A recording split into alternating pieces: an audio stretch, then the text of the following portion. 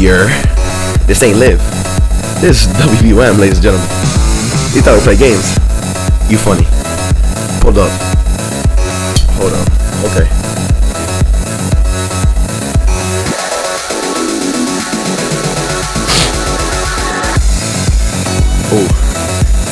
Oh, we just got champagne coming out? Hold up. With the sparklers? Almost got it. Oh, wait, hold up. We almost got champagne. Okay. Got it in our hand. Kirkland. Ooh, yeah.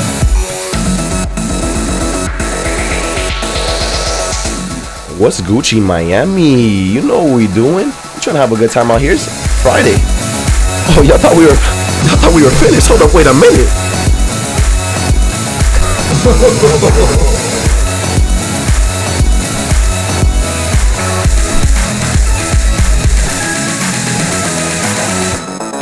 Ladies and gentlemen, welcome to Code 305, hosted by the voice of the new wave, Octavio Rios, the one and only, ladies and gentlemen. If you are a regular listener to the show, you know that I'd be bringing on people from Miami, discussing anything that is of relevance in this political spectrum, social, economic, in regards to Miami, right?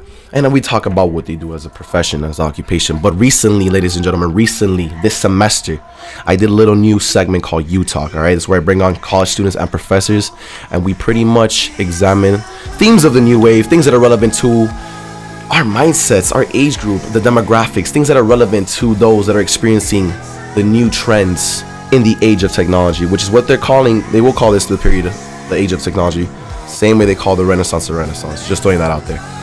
But this week, ladies and gentlemen, I have three wonderful gentlemen in studio. Boys, actually men, all right? Men. You feel that power? I feel that. I need y'all to introduce yourselves real quick. Let them know where y'all coming from, your names, all right? Go ahead. All right, here we go. Brad Kaaya from Los Angeles, California. Gang, gang. Yep. Yo, this is Sal Johnson coming live out of North Hollywood, California, Los Angeles. You already know what it is.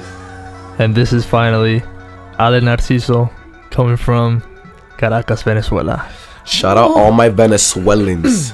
Stick Talk in the building over here. Yeah, and also, Disposal Bros. they also call me Stick Talk. Stick Talk? Yeah.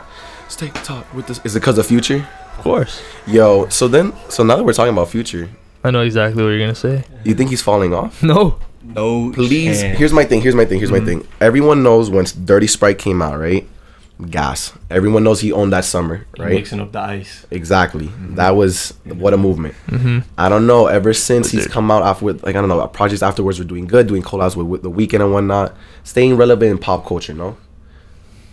Mask off. I mean, here's the deal. I think obviously Mask Off, that was a hit. Mm-hmm. I think Future's always going to be there in some sense. You know, like, I'm not putting him on Jay-Z's level, but think about Jay-Z 10 years ago, 15 years ago. Jay-Z was hot, putting out hit after hit after hit. And I think, you know, even though Future isn't putting out, you know, the Stick Talk and the Mask Off every, you know, other month, I still think it's hard to replicate what he did a few years ago. Of course. What's he putting out right now that's not comparable, though? I mean, you hear Crushed Up, right? True. Wait, the thing I like with Future, I wouldn't compare him to Jay-Z. I feel like they're different styles. I would compare him more to like a Rick Ross, where like Rick Ross has stayed in the game like for 10 plus years. Like other rappers don't do that, and Future's like literally doing that every single year. Nobody works harder than Future in the game, and you know that for a fact. Oh no, of course. I don't think his hustle. Look, here's the thing. I'm not saying all right. He just hasn't been, because here's a problem with today's music industry.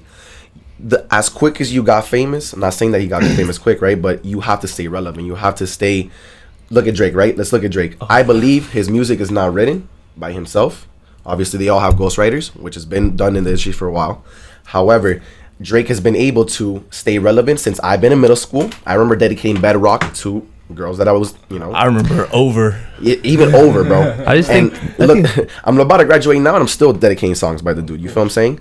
You gonna say something? Yeah, I just think with Drake though, he stays relevant so much because he makes such worldwide music, like for every single type of group of people. You got like the girls that just want to dance on. You got like he's got such a feel the for highlight what tape needs to song. be hot at the moment. Exactly. And he knows what the He just people made a are song going to with Bad want and what's Bunny. going to stay relevant. And he doesn't care about putting a song out if it's hot for a month and no one listens to it after a month. If it's hot for the time in that moment, he's going to drop it then. He's literally And he making. doesn't care because he's going to come out with another song in a week. He hasn't come out with a bad song in like 10, 12, 15 years. He's making a Of song course. with Blueface. And I think where It's Drake just- gets it is he knows his audience. You know, Exactly. that's exactly, he knows his audience. He knows Stay hot. he can switch it up. He's malleable. He can fit in with different audiences. Well, the thing is, Future knows his audience too, but his Exactly. audience is much smaller than Drake's though. Yeah. Like you don't see like sorority girls really blasting Future unless they're birds. But that's the thing though, like Flip-flops. he knows how to be able. Well, what I'm trying to say is like maybe Future doesn't.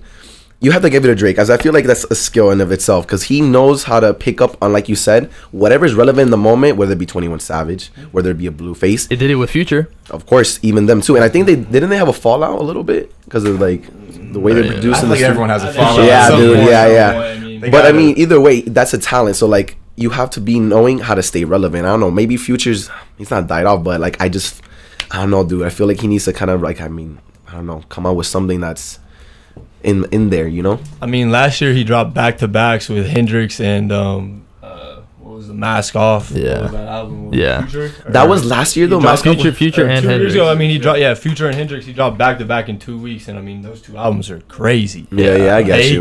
Like that's work ethic. And then he went on tour with Drake. Oh, so he's been doing stuff in between. He's Fair been enough. touring. Fair enough. So, All I right. mean, he came out with a documentary last week with an album, Wizard. Bro, and you know He's who- hot. You know who's the hottest right now though? Is Metro Boomin, dude. Metro Boomin. I think I feel like He's been the hottest. He's That was the best album been the of the year hottest last since year Days though. Before Rodeo, man. dude, exactly. Yeah, Yo, like, tell me how many people you. No, Aight. but I'm saying now because that Oh. album was like not like anything else. Well, He that was a literally mixtape. created a Oh yeah. like Twist. masterpiece. Yeah.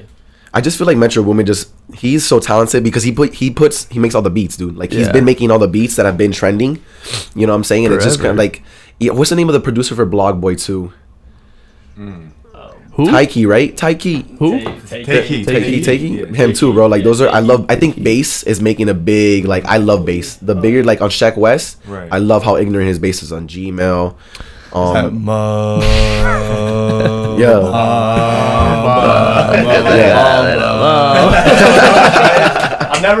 I've never heard that song before. That's how it goes, right? Yeah, something like Yeah. that. It's like, Because I got Mo Yeah, something like that. It's in there somewhere.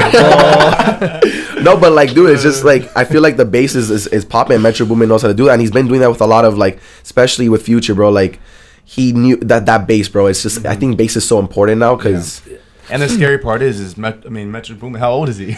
yo, he's young, He's a bro. crow. He's like Was- 20 something. What's crazy about Metro Boomin is I think the biggest thing is he took producers from being behind stage and he brought them out to the forefront.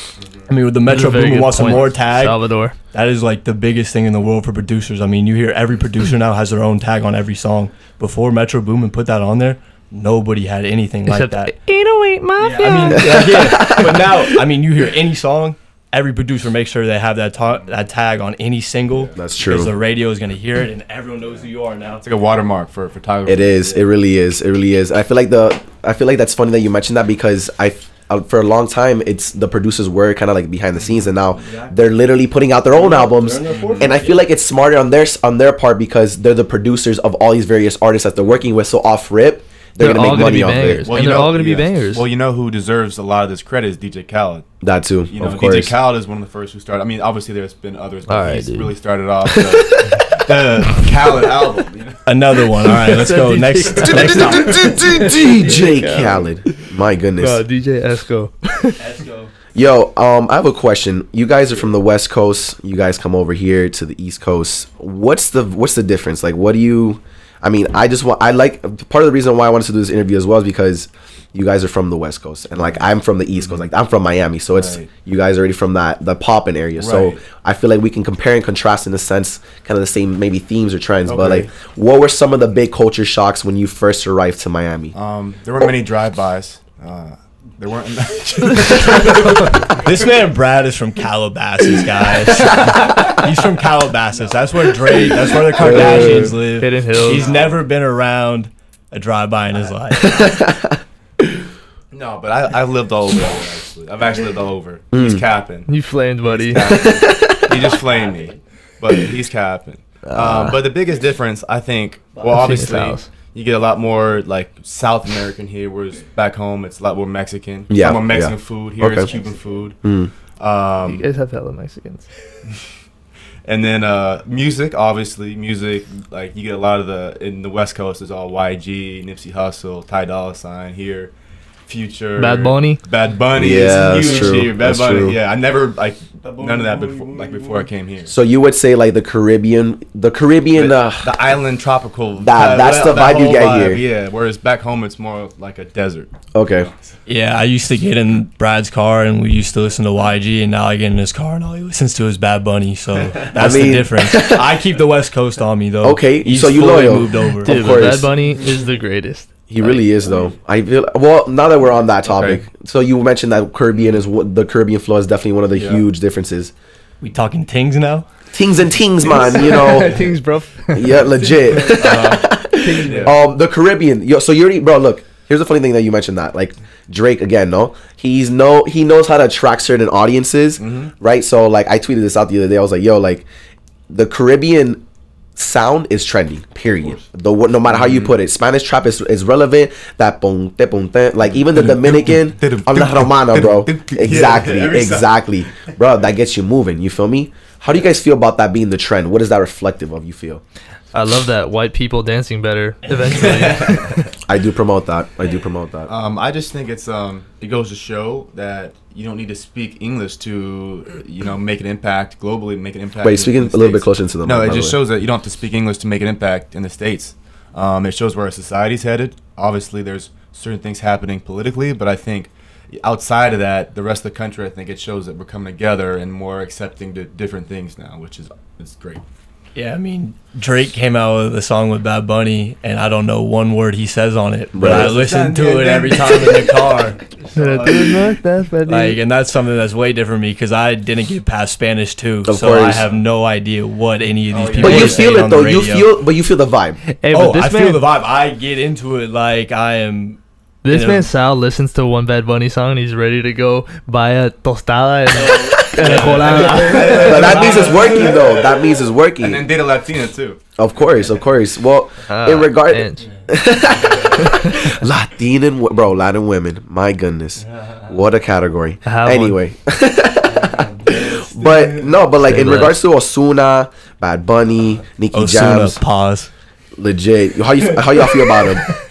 We can move on though. What happened? He had someone murdered.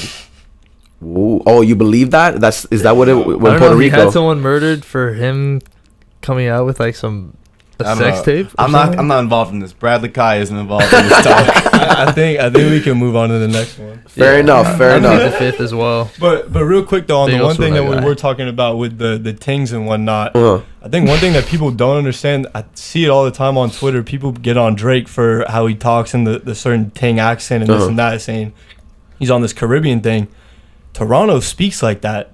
People don't understand that Toronto is one of the biggest melting pots culturally he's not in the world. from that area though. He's from like Toronto. He's from the west Toronto. side. All the Jamaicans but it's are on the the east culture side. of the people there. I mean, he hangs with the west of the east side. I mean, it's so that's the one biggest thing is I think people think he's biting a Caribbean style when he's literally just biting a Toronto style where he's from. I feel you. Turns a 6 to a 9 all the time. But when that was good. What about when he talks like a bruv? We love when he talks like a bro. Shout out to Skepta. I mean, And Tottenham. Tottenham Hotspurs. Tottenham Hotspur, Harry Kane. Them Hotspurs are one of a kind. No, but like, I mean, Hey, rubbish. should there? But here's the thing. There's a good thing about it. No, like people are like, oh, that's culture, vulture, whatever. But like, dude, at the end of the day, aren't we? Isn't it good? Like you said, Brad, you're trying to spread awareness of culture, and if people are trying to embrace it, I don't know why people should be, penalized for that. I feel like if you're trying to embrace something that you're not familiar with, you're gonna want to embrace it. And especially if you listen to, like Alice said, you listen to a Bad Bunny song, and so all of a sudden wants to freaking buy freaking Cuban coffee, la tostada, you feel me, all that good stuff, because it gets you on a tip, you feel me. Do you guys, when you go out to the clubs here too, like what's the club scene like here compared? Could you compare and contrast to what's over there on the West Coast? Oh, we don't go out in LA. Dude, LA Why? sucks. LA is the worst place to go out in the world. Why? It's just a bunch of promoters and it's just fake. It's a front. It's a front. It's not real. Here's my question. Here's my question. Now that we're talking about the fronting culture, all right, I'm calling all y'all out that be on. All right, so how often do you see, people fronting? Whether it be, social media. Mm-hmm. Well, here's the thing, too. Los Angeles is where you go. Shout out to Billy Corben. What about a quote? Mm-hmm. Los Angeles is where you go when you want to be somebody. Mm-hmm. New York is where you go when you are somebody. Yeah. Miami is where you go when you want to be somebody else. Mm. Ain't nobody going to stop you on Ocean Drive and ask you if that Lambo's rented or bought. You know why? Because everyone's about to turn over chain like you got one, right? They want that flashy. They want that. You can be coming here and you can literally be someone you've never been. Right? Which is kind of the Caribbean thing, and people want to buy into that. But Brad is 22 Jump Street. How much? 22 Jump Street, yeah. Infiltrate the dealer, find the supply. How much do you guys feel like that fronting culture here in Miami? Have you noticed that? Do you feel like that's something that's a thing every here? day, every day for my entire life. Mm-hmm. But is that also what you see in the West Coast too? Well, yeah, I'm based out of the West Coast basically, and you see it every single day with every single post and whatnot. It's a lot of just fakeness coming out of a social media era of instant gratification, and it's a lot of faking it to make it. And I mean, it's true, you gotta fake it to make it, but at some point, right, when do you go too far? Like, of course. When are you like in the like simulation almost? Like, no, it's true though. How do you feel? Because I feel like a lot of people try to get caught up with the shortcomings, which is what instant gratification is what you're referring to. Do you feel like that's just a byproduct of how attached we are to the technology? Because like I just finished at the beginning of the intro, this is the age of information. No, we now have at the palm of our hands computers. These are all computers. Like literally, freaking videotaping this off a freaking computer. Like that's crazy. Do you guys feel like that's a byproduct of how we've been using these platforms to try to give us that kind of addiction of instant gratification? Yeah, people have Instagram like. The sole purpose of Instagram is to show off. Like, it doesn't matter if like you're a brand, doesn't matter if you're no one's gonna post a bad picture of yourself or like something negative. Everyone's just gonna like pretend, and then it just gets carried away with likes and gratification, and then it's just an endless cycle of. Well, the crazy part is about Instagram is it's like 1% of your actual life, 5% of your life, and people think it's like 90% of your life, but really it's like the good stuff that you want them to see, not the waking up in the morning, not like the ugly. People will be on Instagram with a full-on boyfriend that cheats on her and then post them the next day. Right. Or some girls don't even post their boyfriend because it's bad for the brand. They want to get the Fashion Nova or the Fit Tee. Of course. So, but I mean, it's just at the end of the day, though, I feel like you said, Ale, it's about being able to promote your best side, right? Yeah. So where I am trying to get to is that, like, maybe those that will be successful in the future or those that will be trending are the ones that document that ugly side. Or if not, you meet them in person and they actually turn out to be what they're trying to put out like on social media, which is their best side. Right. You get what I'm saying? Like I enjoy seeing good things. Everyone does. So like if I'm on Instagram and someone's like, oh, just released my clothing line, this and this, if you guys want to go in the bio, and then like all his posts are just like promoting his own clothing line, that's dope. Like you're making a name for yourself. I do that when I make a video. I put out my video on Instagram, and like I enjoy seeing everyone comment and all that stuff because like I know the work that I put in. Now meanwhile, like everyone else just fronts, but they're not really doing anything, and I don't know if they're so brainwashed by all of this that they don't even notice it, or if they like log off and they're like, damn, dude, I'm kind of a loser. You wonder though, like I wonder too, because when you peep it, right, like when you recognize that those people are participating in that fantasy, you must wonder to yourself, like, dude, when you go home, because at the end of the day, like you said, Brad, it's 5% of what you're trying to show off to the world. When you're going home and you're by yourself and now you're living in your mind, are you content with that? You feel what I'm saying? The thing is, I don't know, because it's gotten to the point where so many people, you feel like they think that they're so cool on social media that they're actually cool in the real life, and they just think it to themselves that it's normal and nothing's wrong. Right. And the part that's even worse now is it's messed up, you know, the old-fashioned stuff, meeting someone in person, making a good first impression. Sometimes now it's like it all matters on your brand, your profile. Like, I've had people who I've had girls who I've met who weren't really interested in talking to me when I met them, and then somehow they saw my Instagram later and they followed me, and I got a message from them. But when I saw them at wherever we were at, I was trying to be friendly, be a good guy. Exactly, of course. And it wasn't working, you know what I mean? So that's interesting. Yeah, it took away the modern day love story now. Is, I mean, you're gonna be telling your kids one day, like, how'd you meet your mom, or like how you met your mother. It's gonna be, yeah, I slid in her DMs. Well, nice, mean, you know, I hit her with my girlfriend. I'll admit that. Hey, well, that's a beautiful story. Then now that no, but it's true. No, but what you're hinting at, Sal, is true. It's like it is but it's a byproduct. There's no other way though, because I mean, at the end of the day, face-to-face interaction, yes, it is a dying art in a sense. It's not as valuable. I mean, I didn't do it in the sense of like, oh, I saw her pictures like on the Explore page. You have to talk to each other through, but you have to talk to each other through DM. Of course, like everyone has to do that. I saw her out, and then I was just like, of course, because I've done the same thing, dude. Like, it's not. I feel like everyone participates in that because it's the only form of communication to. And honestly, that's just how it is. I feel like the game has changed to the like, even if you want to like approach anyone, period, like you have to come off a certain way through the DMs. Like, there's a DM etiquette, I believe. I don't know if y'all disagree. 2019, we come in with letters only, handwritten letters only. Yo, really respecting women. Stop it. Yo, retweet, dog. Retweet. We gotta bring back. Yo, did you guys used to do that in elementary school? Like, I used to in middle school. I used to write like handwritten letters and like, you know, put out my heart on the line. In cursive. In cursive, I couldn't. No. I never got any Johns. No. In middle school. I never got anything. Yeah. I was just worried about my bag. That was pretty cool. Yeah. I just played football. That's all I knew. Just bowling. Fair enough. I feel like, I don't know. Maybe it was a. I don't know. I feel like I don't know. Maybe from Miami. They just I don't know, bro. You gotta have the sauce. You gotta ragu, and from a little kid, you cook it up, you feed it to the people. They're like, oh my goodness, they so good. I don't know, but anyway, and when we're comparing the social medias between Instagram, Twitter, Facebook, what would you compare those to? You get me? I feel like Twitter is more of the ratchet side, and like you said, you know. Here's what I think. I think you know what I mean? It's kind of like that. I think to get followers on Twitter, you actually gotta be clever. You gotta be funny. You gotta be thoughtful.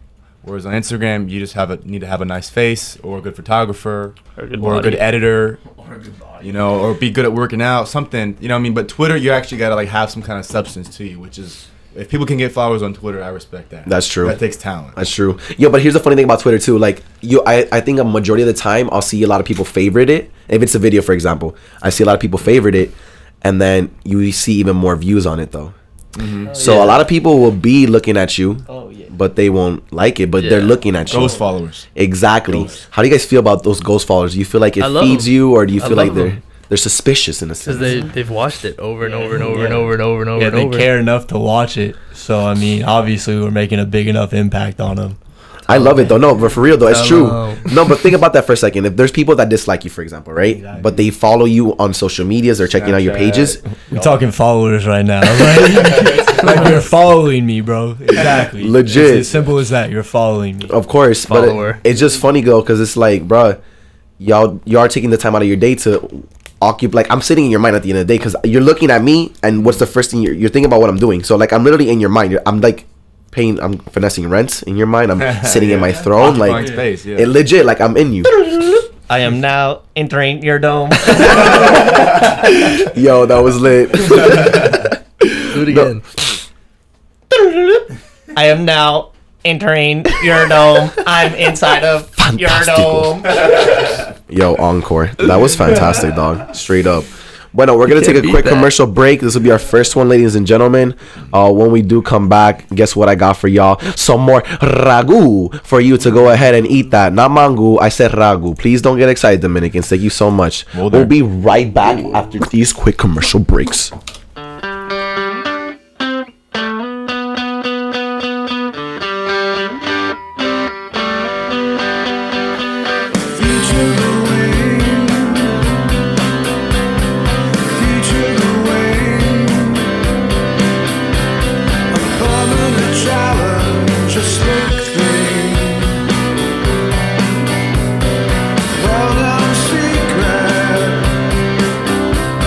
Supposed to lie.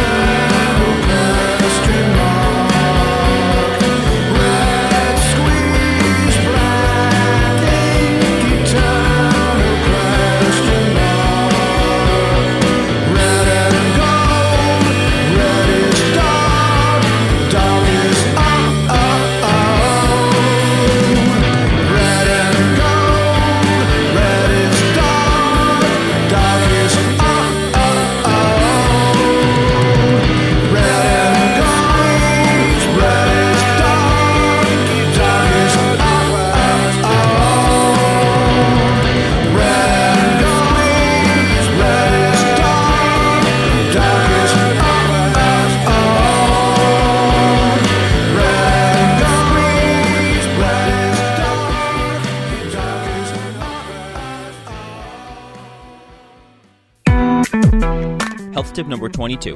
One easy way to eat healthier is to fill half your plate for every meal with fruits and vegetables. Brought to you by the American Medical Students Association. For more information, visit www.amsa.org.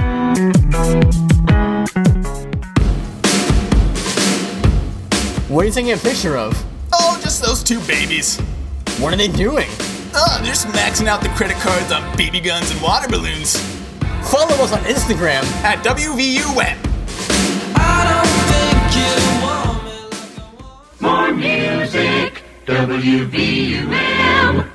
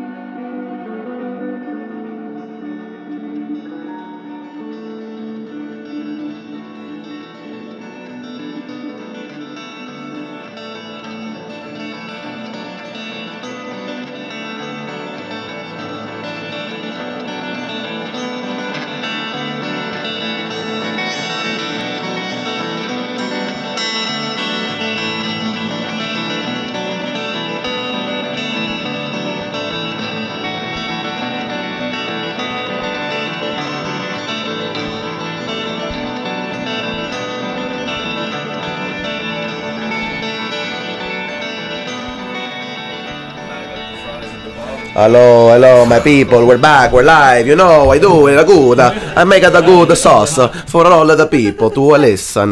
Gorlami. Dominic the Coco. Dominic the Coco. Gentlemen, we've embarked on probably one of the most greatest conversations held on Coral Gables, Florida, WVUM. Alright? If you guys do not know who is speaking, it's the host and the voice of the new wave, Octavio Rios on Code 305. And this week I'm joined in studio on U-Talk with Ale, Sal, and Brad, of course. No. You got Dominic the Coco. Dominic the Coco. No, you got Gorlami. And who's the last one? No, but it was his name. Margarete. yeah, one of those. Margarete. Anyways, though, man, I really like the way you came in, though. Real smooth, real nice and Thank you, boss. Nice and real jazzy, like, man. We talking real smooth, like real late night vibes, man. Thank you so much, bro. That means a lot, man. I've been practicing that like for a minute, son. It's in my gut. It's in my soul. All right, let's talk real stuff. Is the moon landing real? Oof. I was there and I videotaped it, dog. Damn. No, false. Yo, I said one day if I ever take a photographer, I'm a photographer, right? And I ever take a picture on the moon, I'm gonna quit photography forever. So I'm gonna just put that on record right now. Wait, but you'll quit because it's that awesome of a. Yeah, that's just like the end goal. Like if I ever take a picture on the moon, never take. It won't be a selfie again. Though, right? No, like okay, literally, good. like if I get on the moon and I take a photo, never touching a camera again, never taking another photo ever again. Fair enough. So like Elon Musk. Shout him out, dog. Shout out Elon Musk, dog. Maybe he just doesn't want to see you like take any more photos ever, so he just sends you up there. I take horrible photos. No, he doesn't. Don't say that about yourself. Self-esteem, we have that high in the studio But and in in my live. house. Gentlemen, I have a question. Going back to comparing West Coast and East Coast, haircuts. How do y'all feel about our Miami barbers? What y'all feel? Have you been? Do you have bad experiences or? Yeah, I mean, I've had one barber in Miami. Word. One barber. Wait, so you don't trust the barbers down here? No, I have my guy. We call him Kane's barber, the barber of the Canes. His name is Steven. And he does a great job. And he's been doing a great job for the past decade here, and he's legit. What do you get? Do you get the one? What are you telling him to do? It's almost like I'm not a big fade and taper. I don't like taking my hair down too short, so it's almost like a keep it low on the sides, high up top. Almost like a 2 and 3, something like that. Fair enough.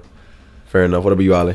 Dude, my mom cuts my hair. Word, for real? Yeah. She does a good job. It's like it's not $25. I could go upstairs. Sometimes she messes up. But she works at a salon though, or no, dude, she just she cuts me and my dad's hair. But I might have to start going somewhere else though, because last time it was bad. It was bad. It was bad. I think it was just late, and I don't know. She was on her iPad. It was not good. It was really bad. Traumatizing experience. I was embarrassed because I was like, my hair is my one good aspect. Yo, I got a quick question. West Coast, East Coast. So how much are haircuts in Miami? 25. It depends what you're getting. 20, 25 bucks. Yeah, 20, so 25. Like a taper fade. Yeah. 20, 25. Yeah. I think you actually, if you get eyebrows done, 80. That's 25. If you're just getting walking with a tape and you just want your I get my eyebrows waxed. A word? Yeah, word. Is that more effective or?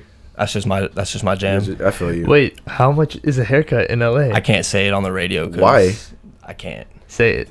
It incriminates LA. It's too much. 80. It's too 80? Much. It's too much bread to say on the radio. I can't flex like that. Sorry.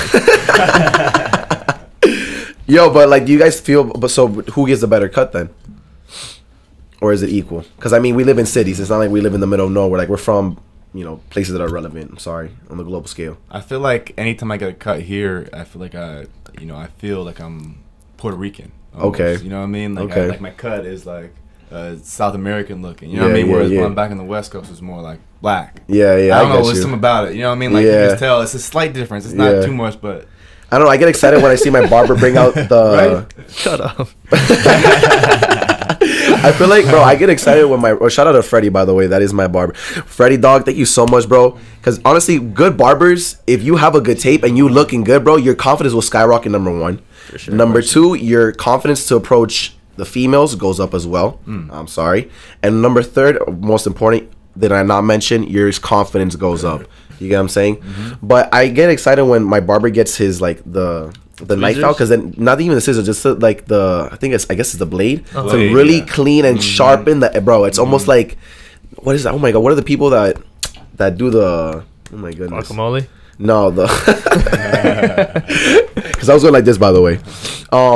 What's it called? The one that freaking do in SpongeBob when he did the ice sculpture and he just taps it one time and it comes out to be perfect figurine. Sculptor. There you go. My goodness. I'm talking art. Michelangelo. Bro, look at all I had to explain. A sculptor. So yeah, I love it because it's just that precision. Do you feel like that's what makes you feel Puerto Rican, Brad, when you get that over here? Yeah, it's just I don't know. I don't know how to explain it. It's just something about it. You know what I mean? I can't pinpoint it. It's just something about the feel of it. I don't know. I feel you, yeah, and just what it looks like. I feel you. I feel like, I don't know. I feel like it's clean. It's clean. It's a very clean, tight.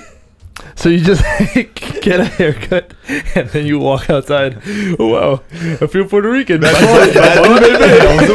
los 200 millas, un jet ski. Oh my goodness. Yo, and then you leave LA, it's bad buddy, bye. Pull up to your block and I bleed. Pull to your block and I. Oh my goodness. Oh, wow. Oh man. Shout out Bad Bunny, by the way. Brr. Yo, another question. Can we get Bad Bunny to call in? Actually, let's hit him up right now. We just gotta shout him out on Instagram. He'll reply. It's right? Too easy. We can get him on, right? Stop, but you gotta do it. I can't do it because he's gonna be like, "Yo, who is this kid? He looks too much." Damn. Like myself. It's kind of weird. I'm serious, dog. How many times do you get Drake? Ooh, yo, thank you. Yo, y'all heard that life. Thank you, bro. Yo, let me tell you something. I'm gonna give you. Made his life. I'm gonna tell you this. It's like a Drake, Jason Tatum kind of. Ooh. Wow, we're talking hybrids now, dude. Thank you so much. You just blessed me over FM Airways, dude. All over South Florida and everyone streaming across the world. That's on record. Bless him. That literally is on record and live right now. Damn. I appreciate that, dog. Like a Jason Tatum Drake kind of. Jason Tatum Drake. Yo, I appreciate that. Yo, here's the funny. I've gotten Jason Tatum. I'm not Jason Tatum. This is the first time. I've gotten Drake for sure. Bad Bunny when I have everything set up right and I don't have my beard. But even when beard, he's a little wider than you, though. Yeah, he is. He has pink. He has pink cheeks and stuff like that. I feel like he is whiter. I'm a little bit more tannish. Yeah. I used to live up in San Francisco, right? And the funniest one I ever got, I got Klay Thompson 5 times. People thought I looked like Klay Thompson, and I literally would look at him like, "What are you talking about, bro?" And literally would get Klay Thompson 4 or 5 times, and had no idea about it. What have you gotten though? As far as people that you look like? Or that's not really a thing that comes across. I mean, like, I used to have the buzz cut when I was like younger, and I used to get Mac Miller all the time. Rest in peace. Okay. Jordy Nelson when I played football. But now I got like the little curls on top and the taper fade and the voice cracks all the time. Yeah, man, I don't know. I don't really get much comparisons. I mean, the boring one is like G-Eazy, but I don't look like G-Eazy. Wait, let me look at you. Whoa. Dude, what? G-Eazy. Hey, personally, I think I look like Sally J, man, Sal Johnson. So, yeah. Myself. So. Hey, dog. I appreciate... Yo, that's self-esteem, dog. I appreciate that. That really... I fed off of that. One and only. Yeah. I get told I look like Christian Yelich. Ooh. Pete Davidson. Nah, Nah. No. Yelich. Thank you, next. Pete Davidson has like a circular face. But everyone says Christian Yelich looks like Pete Davidson. Look it up. I don't know who those individuals are. Pete Davidson is the Ariana Grande crow. Christian Yelich just won the MVP for I know Christian. I know Christian. Pete Davidson is the one guy that Ariana Grande broke up with. No, SNL. He's got the eyes. Yeah. I'll look him up later. Yeah. Fair enough. He's irrelevant. Don't even care. This looks like Brad. Slightly. I do see where that could be there. That's Ivan Perisic. That's a slight one though. I could see that. If it's quick, as you have one eye squinted and the other one kind of closed, you kind of look like that. Same little hair.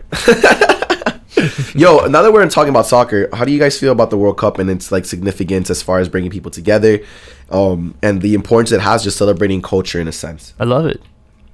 I mean, I hate that the U.S. didn't make it because that's embarrassing. But do you think here's the thing about that. Now that I just love how soccer, you can go kind of like diving into subgenres. U.S. soccer is a joke, and I participated in it. It's a joke, period. To be honest, I'm sorry.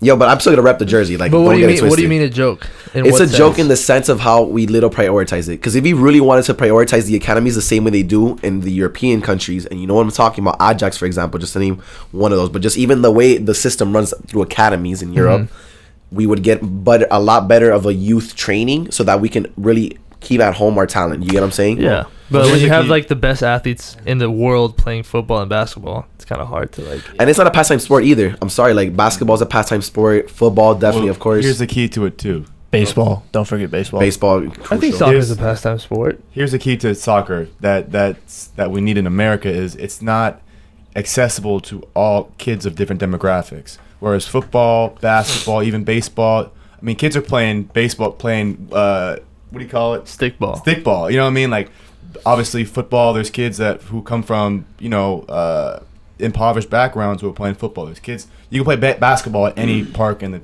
country. Whereas soccer, it's a lot more accessible to kids who are, of different of more wealthier backgrounds. Of course. I don't think that it's more accessible. I think it's just more normal for it to be a pastime sport in different countries. Like in the U.S., like when you think of kids that play soccer, you think of Hispanic kids, obviously, but you think of like little white girls and boys and just like, soccer moms. Like that's literally where they get their name from. But like the high level training and stuff, like the good coaching, it's more expensive. But like you said, it's all about prioritizing though. So if you really wanted to prioritize it, then we would make it more accessible. But it's that plus what Ale's saying is like culturally we're not accepting of that sport. Although it is picking up gradually, they have some players like Tim Weah is nice. Josh Sargent. Pulisic just got a $70 million contract from Chelsea. Yeah, it's literally gonna be their best player. True. But even the style of playing, it's not. We don't even like we don't have a trademark. Our trademark is just like pretty much just running after the ball. Like we don't have like a toque scheme. We don't have like we really don't have players that have sauce. Like and it's not fair to compare, but if we look at exactly. The thing about it is that like the best players, like. You have one of them's from Pennsylvania, another one's like, my father is German, but my mother's from U.S., so like I came here. So like, there's no certain like, and like none of them play for the same exact team, so they're all spread out around the world. Like look at Germany, even though they got bounced out of the World Cup, like they all play within Dortmund or Bayern, and then Spain they all play within Barca and Atletico and Real Madrid. So like they all develop. Even England, England, and they all grow up in in England too. It's like you look at the England roster, so many guys from South London. You know what I mean? And it's like they grow up playing together. Whereas here, Yeah, I mean, I grew up in L.A. This guy grew up in New York. We never played until we got together in the World Cup and the national team. You know what I mean? So Exactly. And they get that chemistry, like Spain. They get that chemistry because they all play for Real Madrid or Barca.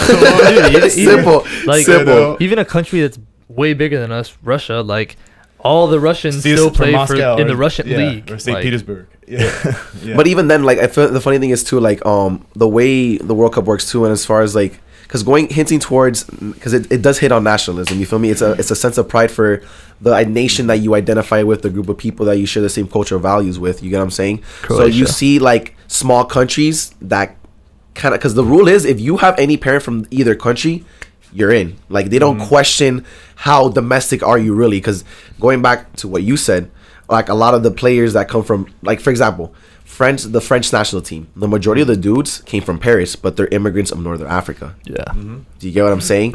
So you see where now, like, we have to scramble to get someone. If I'm a small time country, I have to scramble to go get talent that maybe they're not even from the country, picking it up from France, for example, and we make one team right here that's low key. You feel me? But like, I feel like that's almost. Do you feel like that's kind of cheating in a sense because it's not purely domestic as far as the talent that they're importing, or do you feel like it's fair? Hey, listen, they have parents that qualify under that rule where if you have one that's born there, it is what it is. I don't know. It's a tough question because like these owners and these wealthy people take these kids from Africa and they bring them on to Paris where like they show them the route like in the academies and all this stuff, and then they identify as like Frenchmen. Of course. And then I don't know. It's like a different, because I'm sure like if Mbappe, for instance, or Pogba said, yo, I want to play for Senegal Yeah. or something, like everyone on the Senegal team would be like, this guy's not even like one of us. Exactly. Well, I mean, what I'm trying to get to that is like culturally, even I feel like there's almost like a identity crisis in a sense, but that's happening across the world because like, just referencing our politics real quick, just like there's this sense of like with immigrants, we've always been a country of immigrants. You feel me? Like everyone just had their term and their period throughout our history, and like the Americas period all come from France, England, Portugal, or Spain, and you have the Dutch a little bit in the islands, but that's it. 5 countries produce this whole Western Hemisphere, period. You get me? So I feel like it's kind of like a crisis, but not really, because at the end of the day, you're representing the country, and if your country is made up of immigrants or a country that's really changing the demographics because they're growing more diverse, I feel like it is what it is.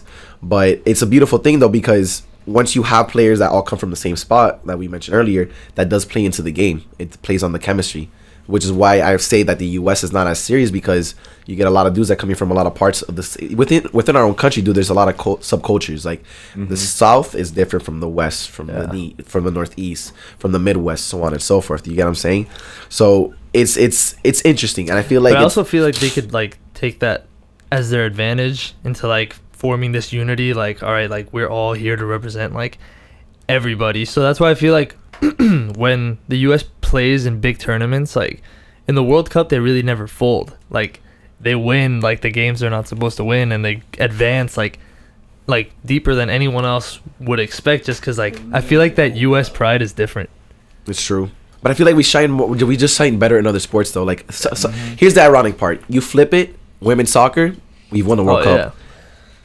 Because what professional sports are girls playing? Really? That's the thing too. Culturally, we have a country where we're very like we're accepting. Like our women can have so many rights, and I feel like that's if you look at the countries that are not as good, they don't have as much rights for their women to be able to do that. Yeah, we just want to say we love women's soccer. Straight up, I'm a big women's soccer guy. I even have an Alex Morgan jersey. Huge supporter of the women's soccer vibe. No, for real though. Hope Solo. Yo. Shout out to the women's soccer team. You guys are not only killing it on the field, but y'all look great while you're doing it. You guys are really attractive individuals, I would say. And you're ball out, so kudos to the women of the soccer team. You feel me? And the rowing team. Yes. You said the rowing team? Yeah. Shout out the rowing team, dude. Yeah, dude. They work hard. Shout out all the athletes, period. No, pero absolutely. Like we're so yeah, just in regards to even our soccer league, right? MLS.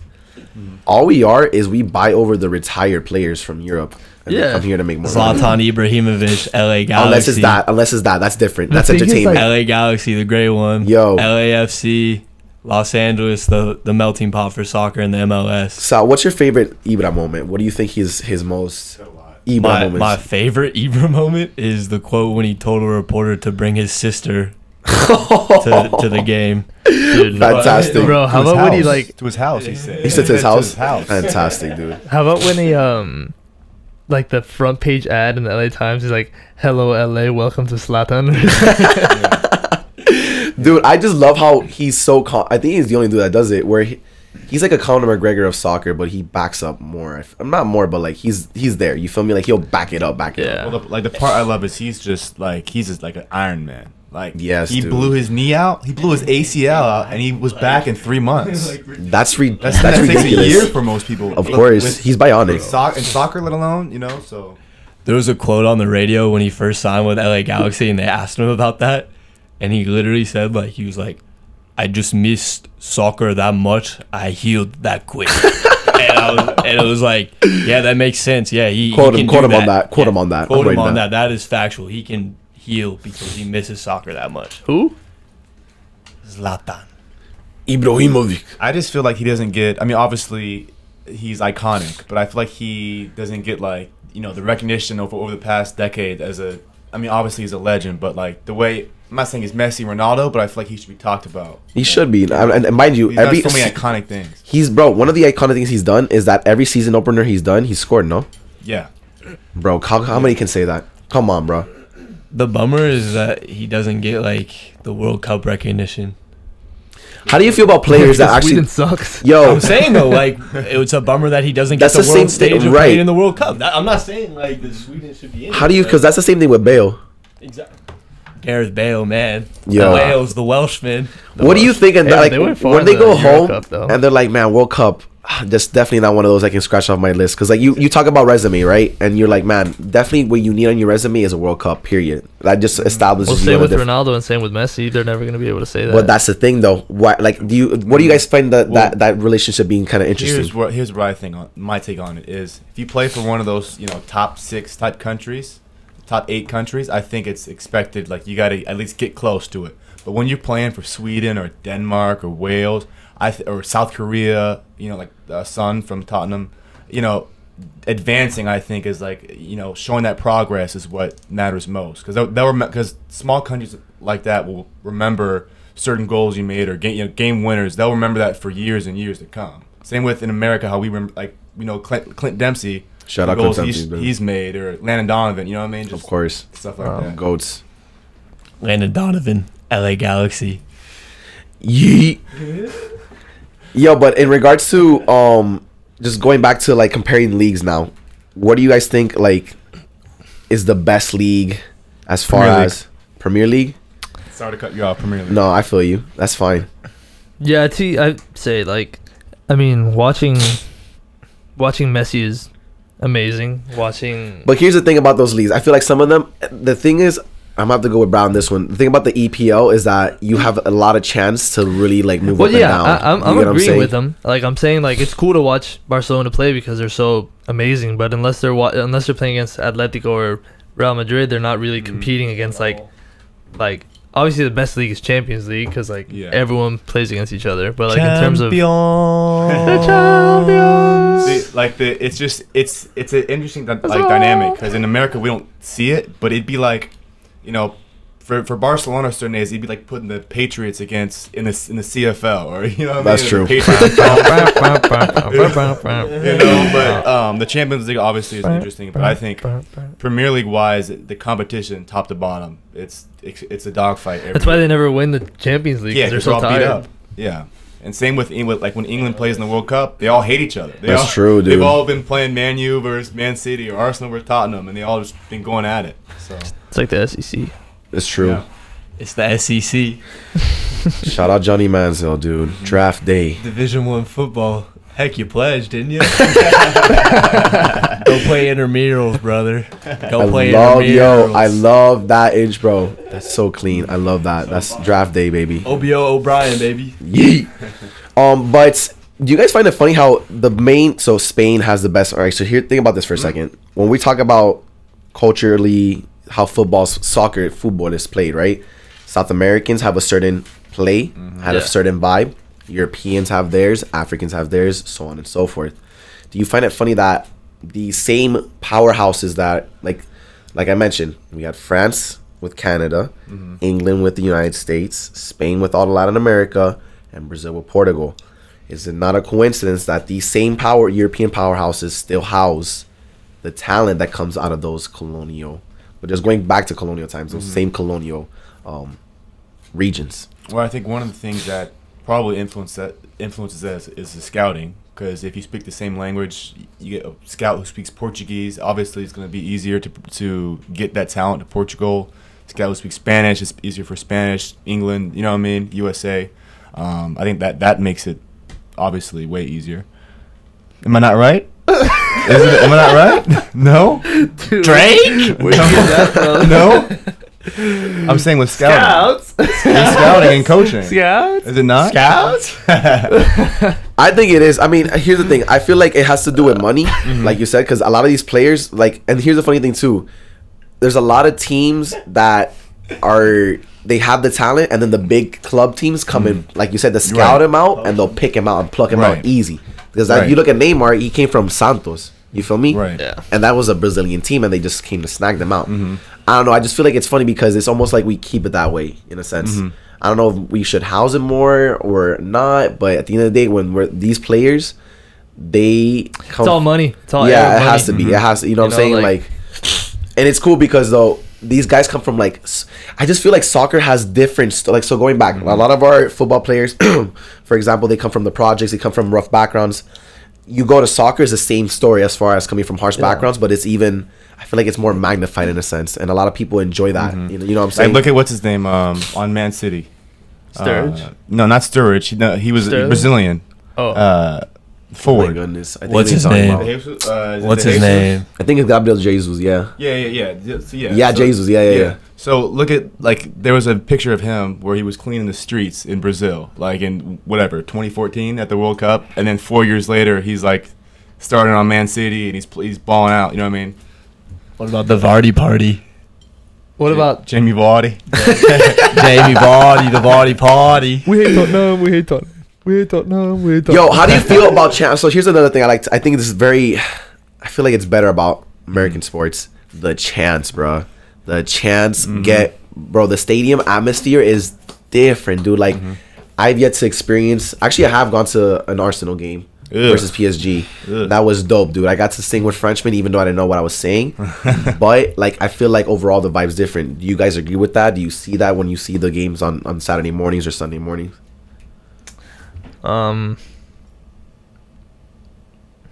I mean, I think yeah, soccer fans are the wildest fans in the world. I mean, speaking of chants and like noise, the vuvuzelas sucked. Like, I hated watching that and listening to those. I actually bought one. I like them. So did I actually purchased I bought one, but I purchased one. it was so loud. Like, I just want to hear.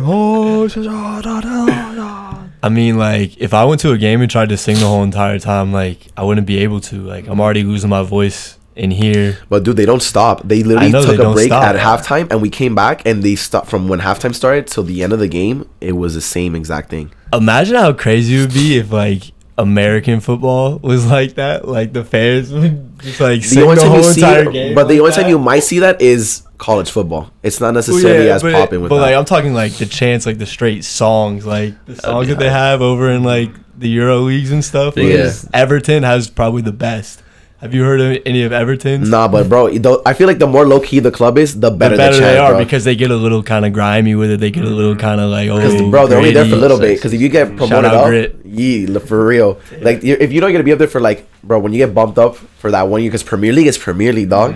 This is not.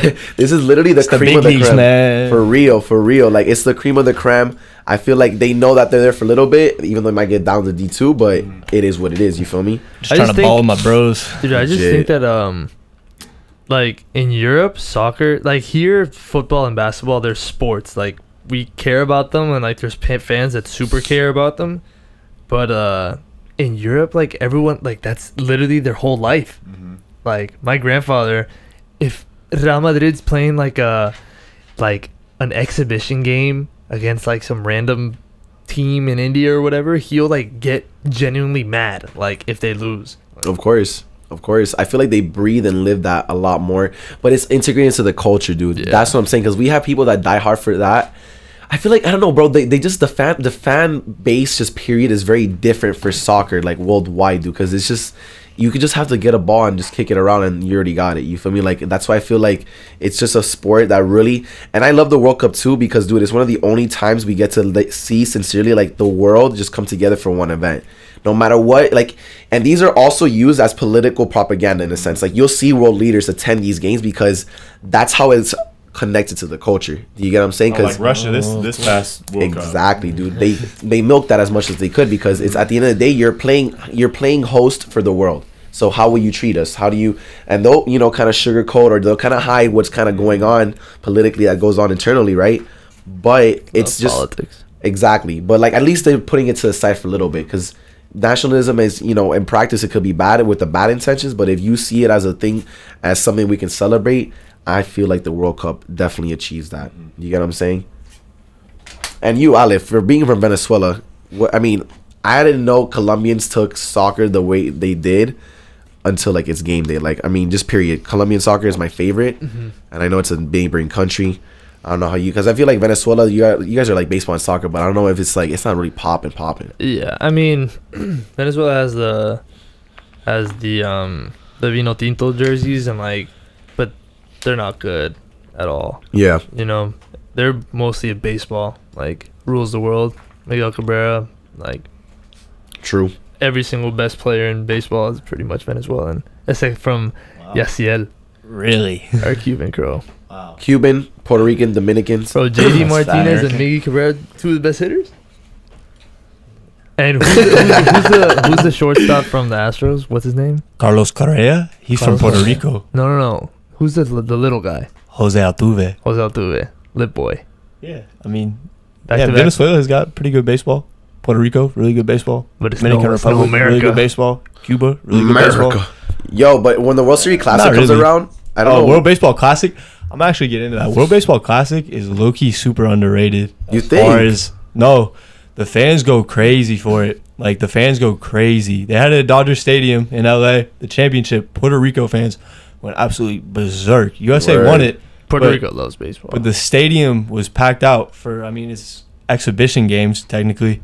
And, World Baseball Classic, they went crazy for it. Drums in the stadium, like, a Marlins game. Oh, when they did, I did hear that when the Dominicans did play here, bro. Yeah. Oh my goodness, they go wild, dude. It goes crazy. But yeah, I think sports is the biggest thing that brings, people together more than anything in the world. Music, obviously, but sports is, there's no language to it. It really isn't, bro. It's just visual expression. The game is the game. Absolutely. Sal loves more than baseball. A game sometimes. Sal's a big baseball guy. Oh, you love baseball? Yeah, I played college ball. So word. Yeah. How's that been? When do you miss it? Do you miss playing it? Oh yeah, man. I miss it. I miss it every day. I miss it real good. Man. It's the one that got away. It's that first true love that you always have. Of course. Do you feel like it helps you? It helped you develop the discipline, or just knowing what? Because at the end of the day, like you said, it's a form of expression. Do you feel like that's helped you and allowed you to express yourself in other realms and apply it to the real world? Yeah, I think more than anything, baseball. A lot of people sleep on the fact. It's a team game. And I think the biggest thing is you're just hanging out with like your homies like all day. The biggest thing with baseball is just hanging out. Like you're barely playing. Like 25% of the game you're playing, 75% like you're in the dugout or standing or not doing anything at all. So you're literally just hanging out with your friends the whole time. Your crows actually, and you're just coming up with jokes or funny chirps or whatnot, and it's building relationships and you're funny, this guy, this, that, this. Like, we want to catch or that kind of funny stuff. But being in the dugout with your boys and whatnot is it's different than other sports because it's a bond of literally like talking is part of the game more than anything else. Like in football, like you're not really hanging out like talking to your friends during the game. Not. Basketball, you're not really hanging out talking to your friends. Like there's literally half of your game you're sitting on the bench talking to your bros watching the game. But what about the crows that are on the bench just talking to their bros? Those are the funniest dudes in the world, are the dudes that don't play. Yeah. The funniest dudes in the world are the dudes that don't play. Well, we're going to take... Yeah. Baseball's boring, though, so we can move on to another subject. I get that. We're gonna actually take a quick commercial break. We've already hit the hour mark. When we do come back, ladies and gentlemen, we got some more bangers as far as dialogue is concerned. All right, because I only provide the best. I don't know how to do anything else because you guys know that I'm all about quality, and I'm gonna continue doing that because I've been about that lifestyle. You dig? Anyway, I'm gonna stop talking. I'm gonna let a little bit of music play and enjoy the commercial breaks. We'll be right back. Keep it locked.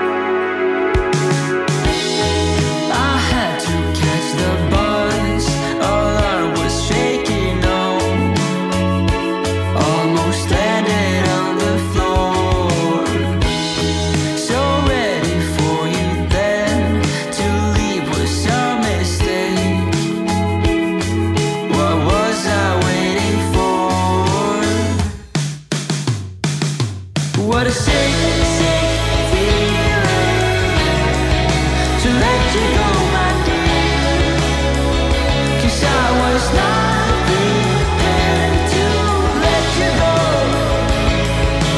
let you go.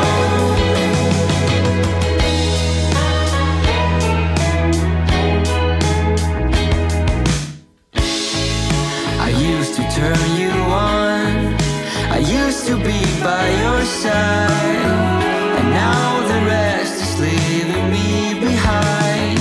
I miss the way you sound, I miss to be around you. Just let me have another chance. But a sick, sick feeling to let you go, my dear, 'cause I was not prepared to let you go, let you go.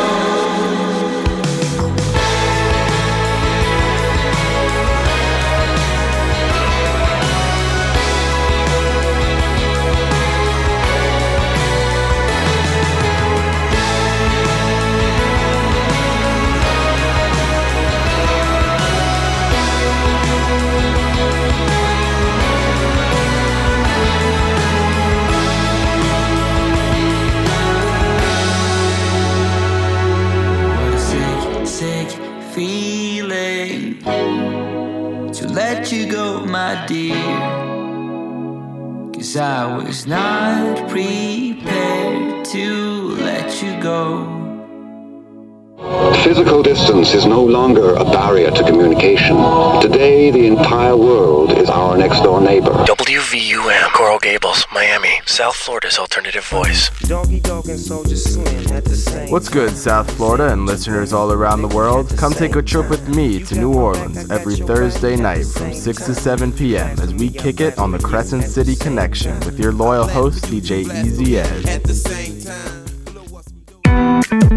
Health tip number 21. The majority of heart disease, stroke, and type 2 diabetes can be prevented by healthy nutrition. Skip the junk food and try fresh fruit for a midday snack. Brought to you by the American Medical Students Association. For more information, visit www.amsa.org.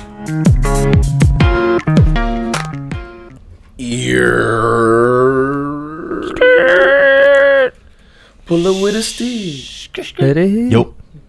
Pull up with a stick. Let it hit. Welcome back, ladies and gentlemen. You're tuned into Code 305, 305, hosted by the voice of the new wave, Octavio Rios, the one and only, transmitting live from Coral Gables, Florida, in the studios of WVUM. Ladies and gentlemen, this is You Talk, all right, a segment within the Code 305 show that I do, all right. I bring on college students and professors. We talk about themes relevant to the new wave. In studio this week, I have with me Brad, Ale, and Sal.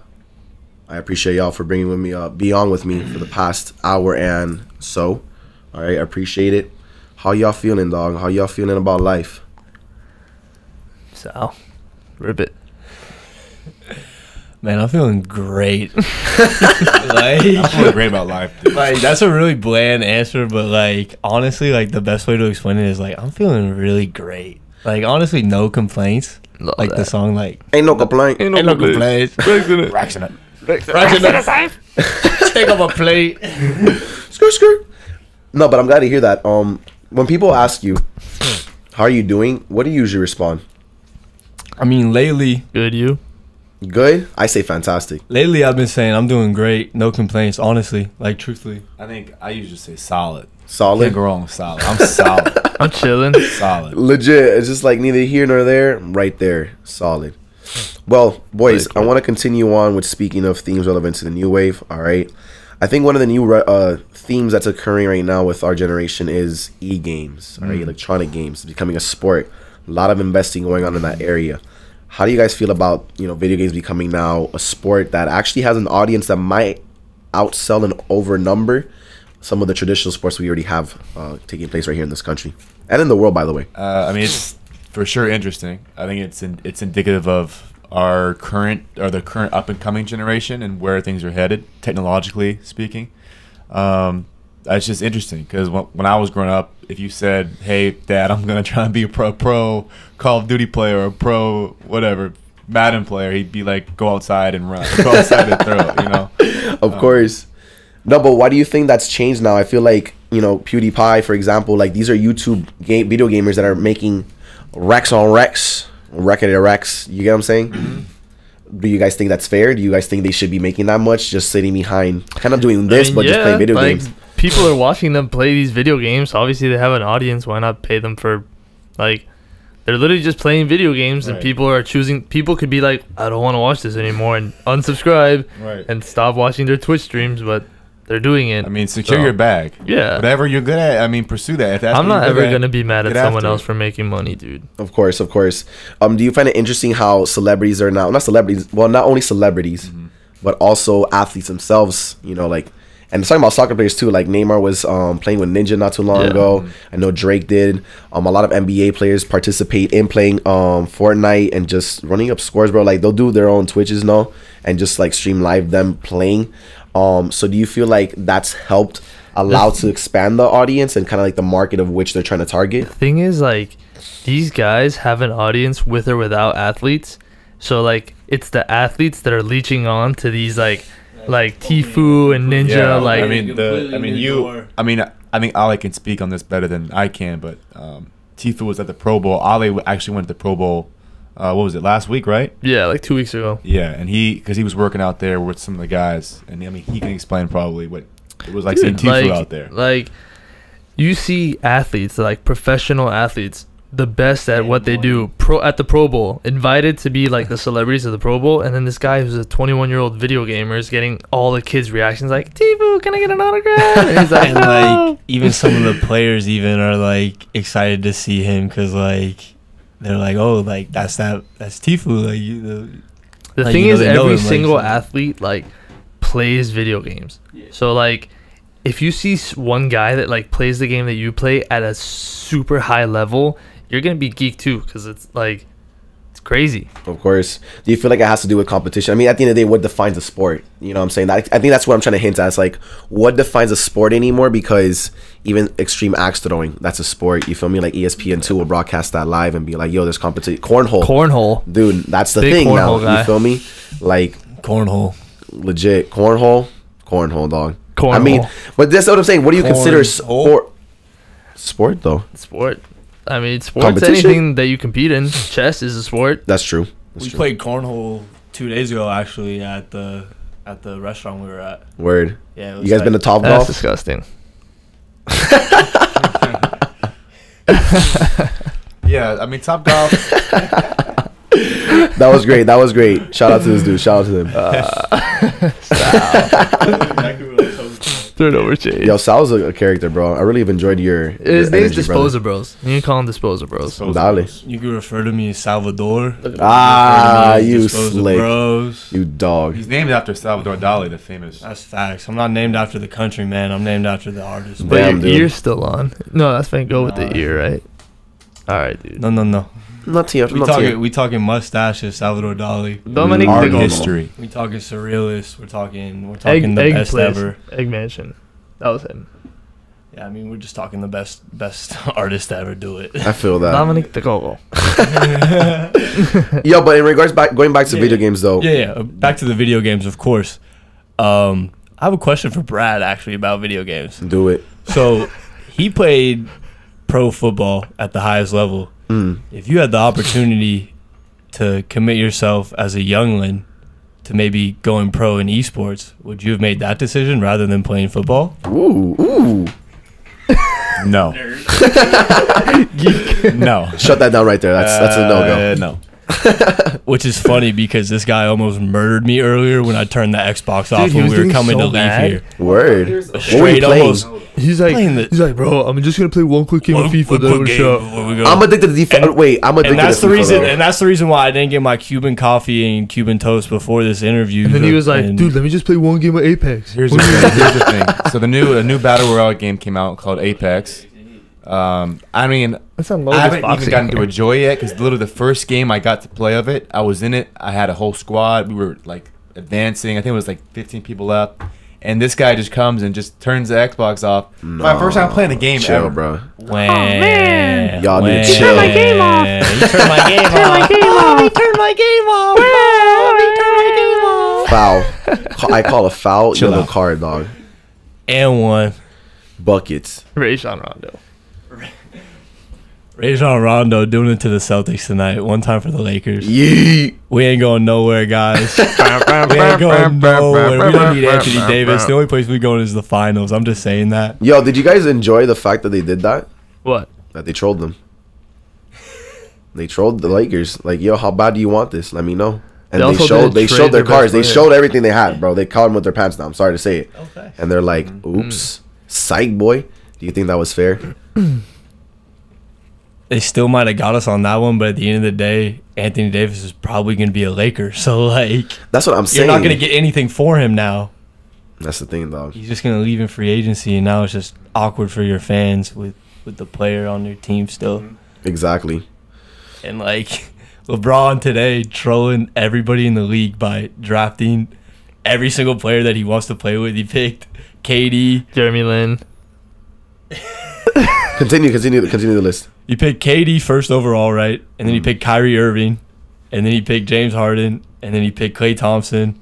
And then he had Anthony Davis. And then he had Kawhi Leonard. Kevin Durant.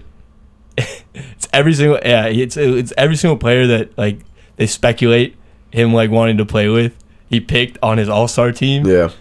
And it's like tampering. Of course. Come on now. LeBron's the GOAT, man. Of course.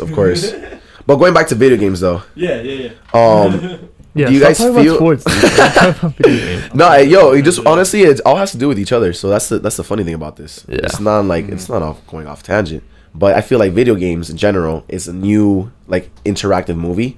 I feel like if you do video games right, like, for example, Rockstar, anything Rockstar does, bruh, anything Rockstar touches, I'm trusting it. It's like eating organic or ordering at freaking Whole Foods. They're like the Patriots of the video game. They really are, dude. You just know that they're gonna formula.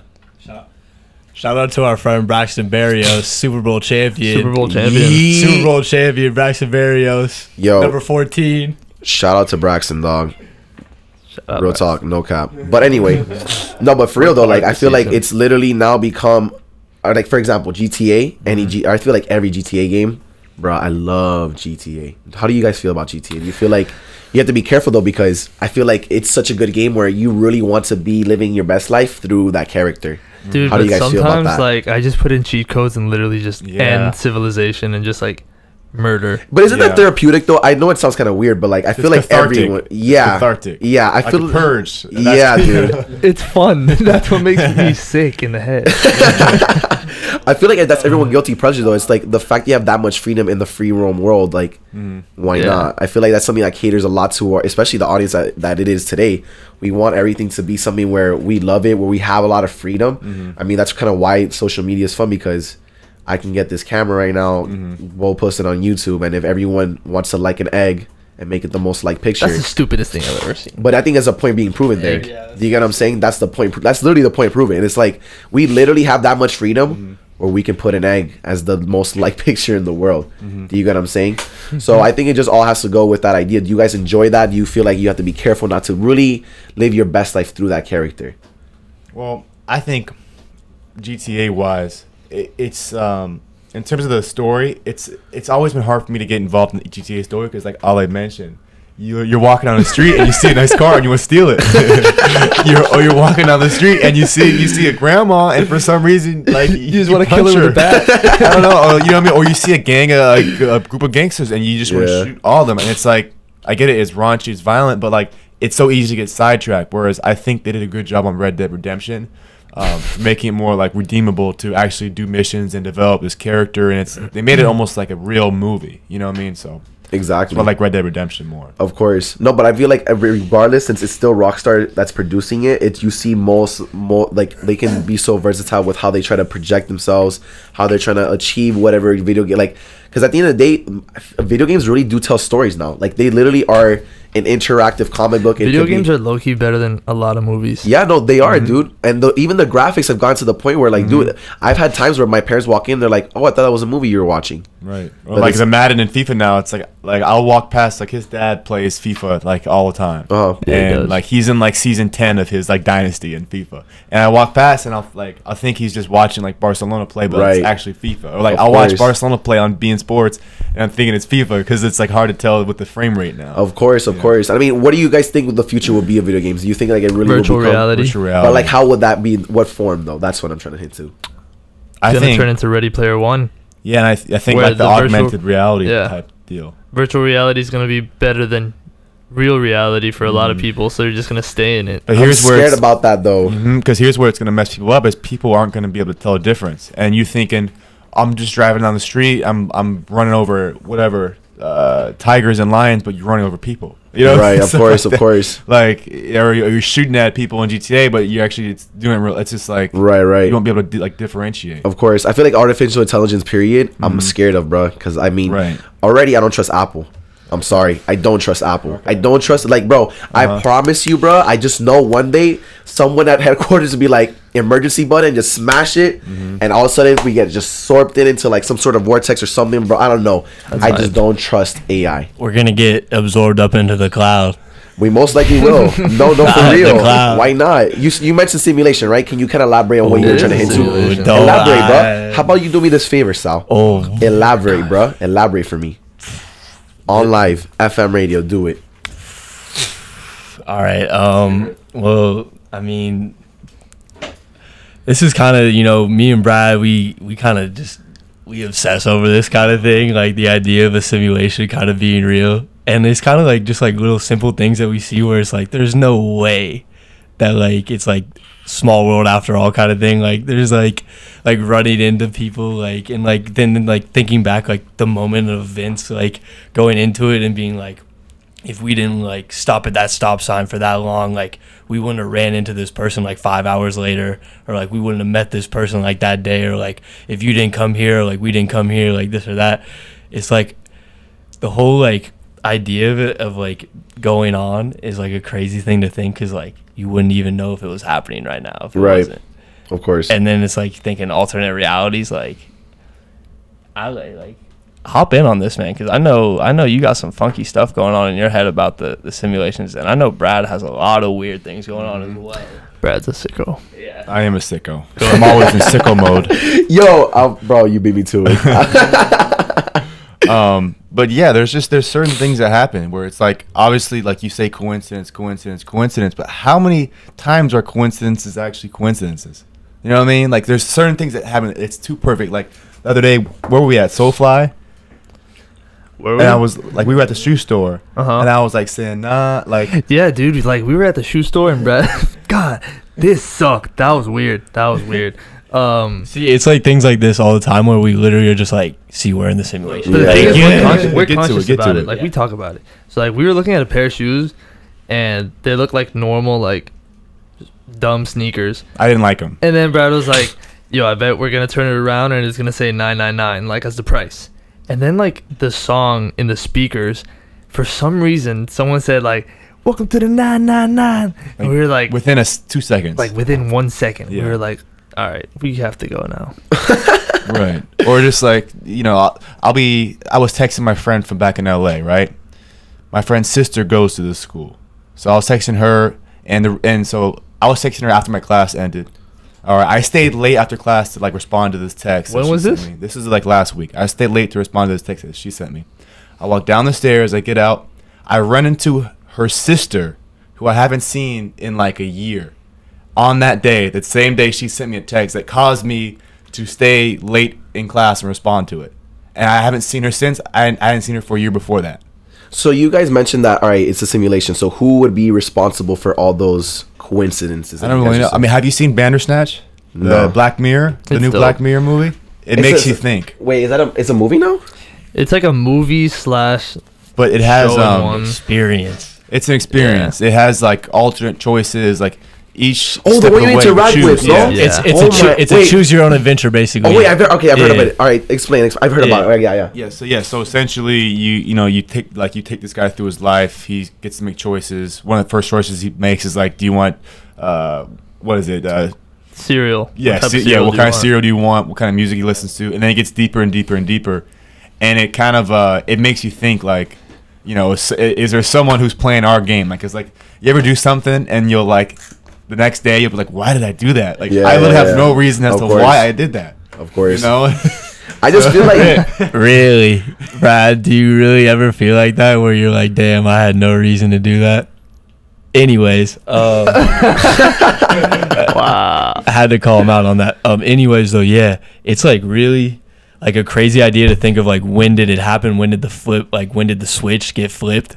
You know, it's just like, weird to think like I could just like pick up this water bottle and be like, and drink it and be like, what made me just like look at that water bottle and drink it? And I think that was stupid. That was a bad analogy. No, but I mean, I feel like you're just trying to question why we do like certain things happen, why our motives are certain ways, right? Yeah, it's kind of like, I mean, to get like, it's like the man in the cave kind of idea where it's like he gets out of the cave and he realizes like, it's like what like the Matrix was based on. Like he gets out of it and he realizes like what's going on. Like think about how crazy that'd be if we got out of like what's going on right now and like it was just like a complete like dystopia, like absolutely nuts. Like here's the thing, like crazy. Like we got unplugged and like what? Like where are we right now? Like, you know, like so obviously. Where would you so how practical would you say is a simulation, like that theory that gets thrown around? Why would you say, do you think it's a practical theory or no? I mean, the only like you see like really smart people support the theory. Like Elon Musk like believes in it, and like you hear him talk about it on like the Joe Rogan podcast and this and that. And like I don't know if he's like just like so smart that like I can't comprehend it, and I just like, yeah, that sounds like something that like makes sense to me. But like it's just like, and like it's just like such a crazy, like, you know, you question everything every day, like what goes on and whatnot. It's just another thing to think about as, you know, the clock runs out kind of, you know? Yeah. Because, I mean, at the end of the day, everyone is going to eventually pass or whatnot. I mean, who knows, though? I mean, maybe, you know, we upload our minds into the AI and we live on forever. Like on I think so. That would be something. Or you just wake up in a different simulation. Or you wake up in a new game. Maybe that's why deja vu happens. You're just like in a different simulation. Like you did that one deep. thing. Yeah, you're letting us dive in right now. And it's getting kind of scary. Continue, please. I like this. These are literally the scary hours right now. Literally. It is. It is. No, but I mean, I feel like, because for me, I like hearing this because I've heard friends also talk about, oh, we might be in a simulation. And honestly, I feel like we're a generation too that unless there's no photos, we don't believe it. You get what I'm saying? So until that happens, maybe that won't solidify. Well, here's the thing, like touching on what he mentioned when he mentioned Elon Musk. You know, Elon Musk said, if it's Elon Musk, he's got to know something that, right. You know what I mean? So he mentioned technology has advanced so fast in the past 90 years and even the past 30 years that he thinks that it's like this advancement has already happened already. You know what I mean? And it's happened so fast. It's exactly. like that we literally did not even know that it happened because technology is just moving way too quick for us to even notice. We don't know anything. Humankind knows nothing. That's why they feed us alcohol, like, so we could just like and like these 9-to-5 jobs, weekdays and Saturdays and Sundays you have off, like so you don't think about those kinds of things and families. So like. These are all just distractions, and people are ignorant, and they're blessed to be ignorant. We're talking real talk right now. Bless them, LA. Bless them. Well, what if like we're being like, you know, remember? It's like that Simpsons episode where like they zoom up and it's like the alien just like watching a like reality TV show. Right. Like, of course. What if, like, I mean, what if like aliens swooped in like centuries ago and took over like before like we were even competent of this whole idea, you know? I think we're getting trippy right dude. now. It's basically Please continue. It's out of our comprehension. That's basically what we're trying to say. It's completely out of our comprehension. Whatever it is that's going on. Thing is, whatever ends up happening, I'll be ready for it because I know that I'm not going to comprehend it. Like I'll be like, I don't understand this, but I understand that I'm not understanding it. But is that like, tell me that like every single friend group has a spy in it? Like in Black Panther, the beginning of Black Panther, when he thought he was his homie, but he was actually a spy. Mm-hmm. I think our spy is Masai. Hey, shout out Masai Realty, our boy from Santa Monica, repping. You know who else Badge wants to call in? Oh, if you want to call in, by the way, I'm gonna give you the number. Hold on. Plenty of friends that would just love to call in. The number to call in is 786-309-8861. The number once again is 786-309-8861, ladies and gentlemen. Let me know. I'll put you through, put you on air. This is the voice of the University of Miami, but this is also the voice of the people of Miami. You dig? Code 305. Call it. Yeah, it's gonna blow up. Don't worry. Hold on. Micheal Badgley. We got the money badger coming in hot. We litty. Hold up. Let me make sure all the speakers up. Hello. Hold on, sir. Let me connect you through. We got the money badger coming in hot.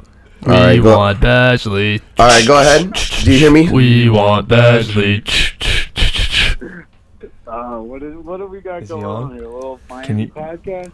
We do. Can I ask who the caller? And could you speak closer to the phone, please, sir? Oh yes, hi. This is Micheal Badgley, University of Miami alumni. Dope. And current kicker for the Los Angeles Chargers. Yo, thank you so much. Kicker in the NFL. Bolts up, baby, LA Chargers. Welcome to the airways of WVUM, Michael. I really do appreciate your phone call. Do you have any intake, or have you been listening to what we've been discussing as far as living in a simulation, sir? I'm going to be honest, I have not been listening, but I'm a long-time listener, first-time caller. Fantastic. Appreciate that, brother. Do you have any questions for us on there now that you're being broadcasted live down here? Yeah, I know we got Brad Kaaya online with us right now, and I just wanted to ask, what is it like knowing the rich history of and tradition of the University of Miami football team? What's it like being the, probably the greatest passer in history at the University of Miami? That's a fantastic question, Michael. I'm going to go ahead and let Brad answer that. Right. Well, I mean, I don't really dwell on it too much. I'm always moving forward. But I let my numbers speak for themselves. I'll let speak for themselves, and you can go to the record books and you can check it out. That's all I'm going to leave it at. And all right, if he's not going to talk about himself, then me and Sal and Ale, we have no problem hyping up Brad Kaaya. This man literally won the first bowl game in 13 years at UM. Yeah, I mean he brought a bowl championship back to he made back Mark to Richt the faithful good. people of the 305. But yeah, we love Brad, and we love the journey that he's been through as far as a QB, and as far as his time at University of Miami, it was one of the funnest things ever to watch him play at the U, because growing up, I mean, me and him in high school, I mean, like we would always talk about like Miami this, and all of a sudden he was getting recruited by them, and that was the first team reaching out to him, and all of a sudden he signed there, and then all of a sudden he's starting as a freshman, and then all of a sudden he's balling out. And it was just one of the really, really cool experiences. See a city really get behind the kid, man, because they really loved 1-5, and he really put the city on his back. Well, I mean, I love my city. I love Miami too. To be honest, I was just trying to get Brad to pump his own tires over there. But I got a real question. I want to hear your side of the story of when we first met, because I think that's an all-time classic. I was a kid from Jersey, walk-on kid. What the heck's this guy doing? I want to hear your side of the story of when, we met. Yeah, I mean, I was sitting in the training room signing my initial paperwork, and then some white dude comes from behind me, and he sounds like Peter Griffin, Family Guy. And he's looking over my shoulder. I'm like, who is this guy? And I thought he was Kevin Olsen at first. I thought he was my competition because he had like the Jersey accent. This white dude. He had long hair at the time, like lacrosse flow. He's got this like pink shirt on from like, I don't know, Patagonia or something like that. And I'm just like, all right, like who is this guy? Like, is this my competition? It's like my name is Mike Badgley, and he had just he was like, I'm a kicker. I was like, oh wow. But he looked like a lacrosse or hockey player. Like right. And then he said he came from Fuma, which I don't know if you know what Fuma is, but it's basically like prison. Word. I mean, Mike can explain no to you.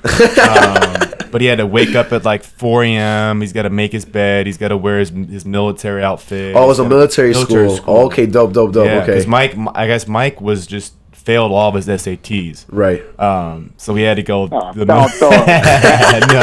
No. Yeah, it was a smart decision on his part, a smart business decision. And then we ended up becoming great friends. He was the only guy in Pearson dormitory who had a whole dorm to himself.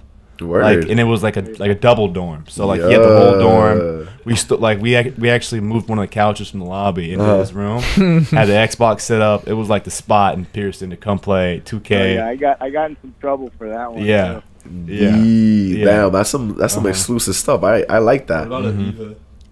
Yeah, and then we actually ended up becoming best friends, became roommates down the line, lived together down the road at Aviva, which is now called Berkshire.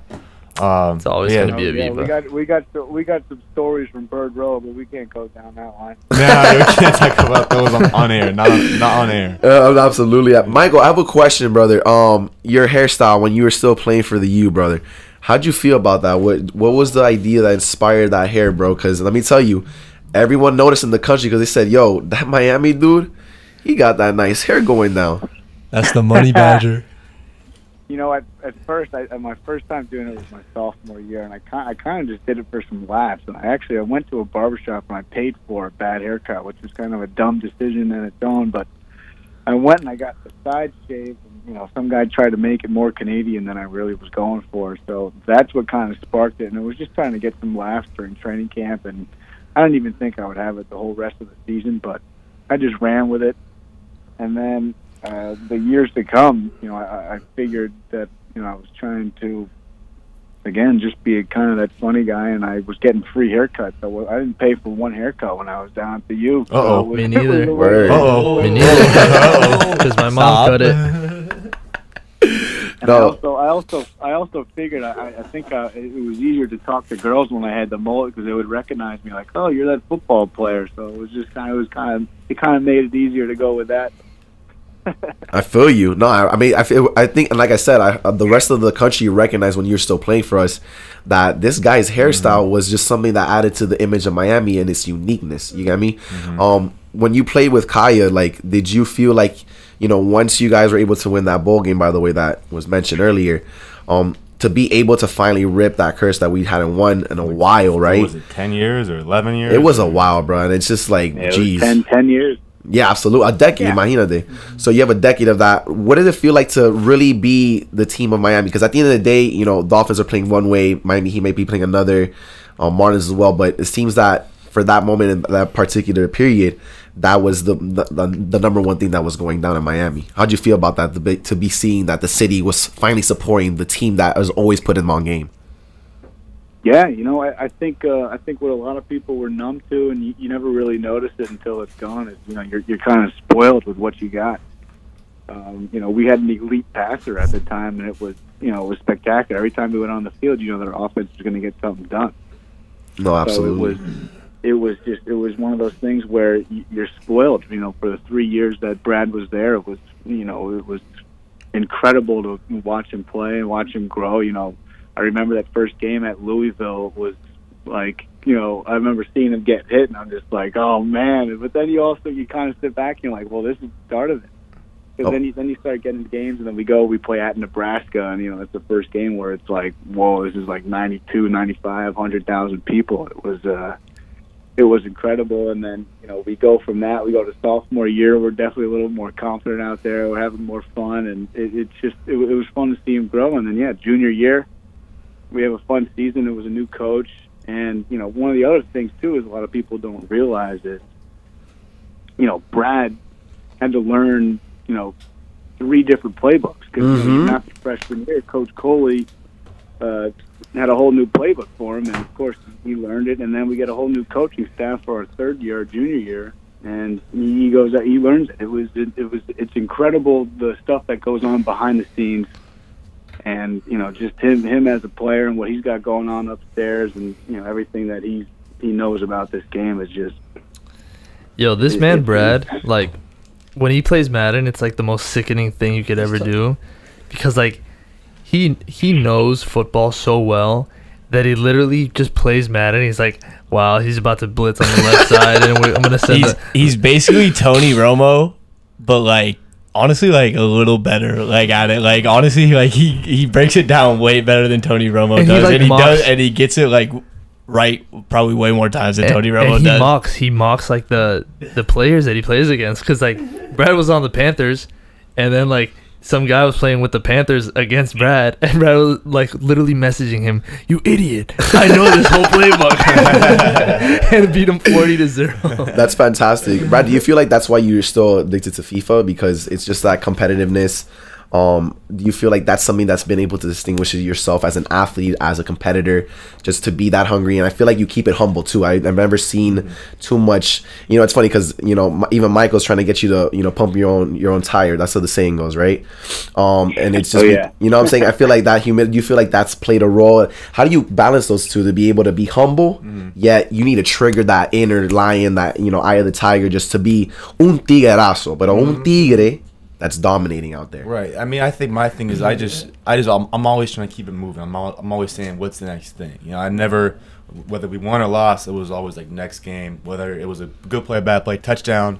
I mean, yeah, I'd celebrate touchdowns, but you wouldn't see me getting overly ecstatic because I'm like, I'm focusing on the next play, whether it's a good play or not. Same with football, same with life, same with anything. You know what I mean? So that's where the humbleness, I guess, comes from, is I'm just worried about getting the next thing done. Absolutely. So do you feel like also your upbringing, that play a role in the way you shaped your mentality, where you always able to handle that mature? Like, did you get that guidance when you were growing up? Hey, listen, you should handle yourself in such and such manner. Yeah, I think so. Just from, I mean, with my dad, he was hard on me in terms of training and, you know, just keeping things in perspective. He'd always make sure I wasn't too high, wasn't too low. Always, you know, keep it streamlined in the middle.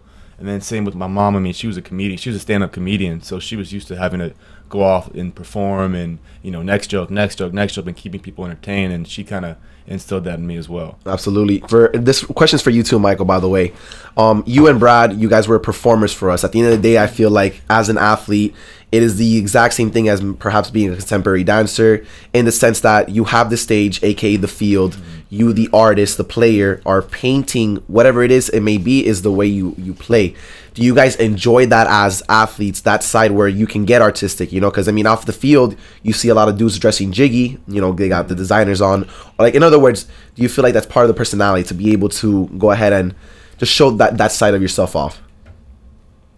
I think I'm sorry, Brad. I'll take. No, you go on. Yeah, you go.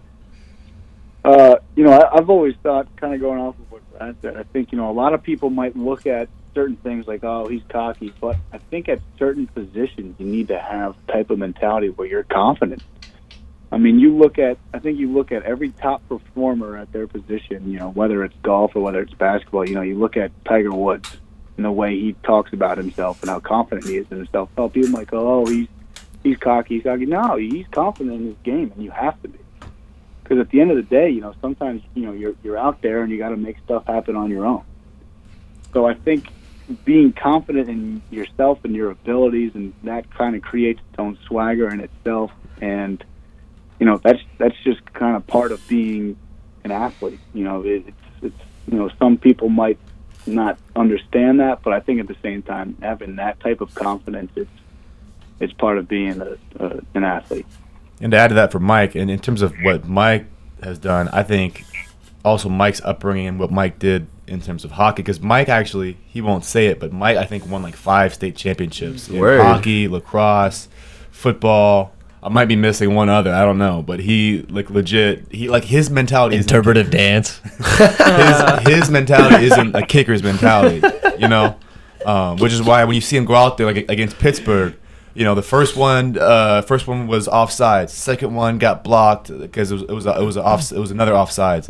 And then he goes off his third attempt, makes it on, what was it, Thursday night, Mike, or Monday Night Football? Sunday night. That was Sunday night. That was Sunday Night Football, and this is like one of his first months on the roster, and it's just that, you know, that hockey type lacrosse mentality where, you know, he doesn't have a kicker's mentality where he gets rattled too easy. Right. Makes sense. Well, I'm not absolutely, and Michael, I think you hit it on it very well. It's that cockiness. I feel like a lot of people get, you know, just being cocky in general, just aside from sports, like, so you mean to tell me that being overly confident, right? I mean, wow, loving yourself, right, is a bad thing, you know what I'm saying? And in those situations, in a game like that, for example, Michael, I feel like, did you apply that? Did you tell yourself, hey, look, I'm a bad dude. Like, I can definitely accomplish this. I need to let that cockiness come out and just implement that. Do you feel like that's a fun aspect of playing the game of the sport? You're just like competing. It's that mental aspect. A lot of people get caught up in the physical, yet that mental psyche, boy, that's what gets you in. Do you agree with that, Michael? Yeah, no, for sure. I think that's one of the things that kind of gets you to, you know, what level you want to be at. You know, it's something that you don't necessarily try to bring out. I think it's something that you just have. You know, it's almost like, you know, I'm not at that moment. I'm thinking, oh, you know, I'm this dude, I'm that dude. It's just kind of the mentality that I had going into it. Like I you know, I've always thought to myself, okay, I'm good enough to kick in this league. You know, I'm good enough to be in the NFL, and I wasn't ever going to let anybody tell me differently. You know, because there's so many people that are going to tell you, oh, you're never going to kick in Miami, oh, you're never going to kick in the NFL. And then, you know, the best part is proving them wrong.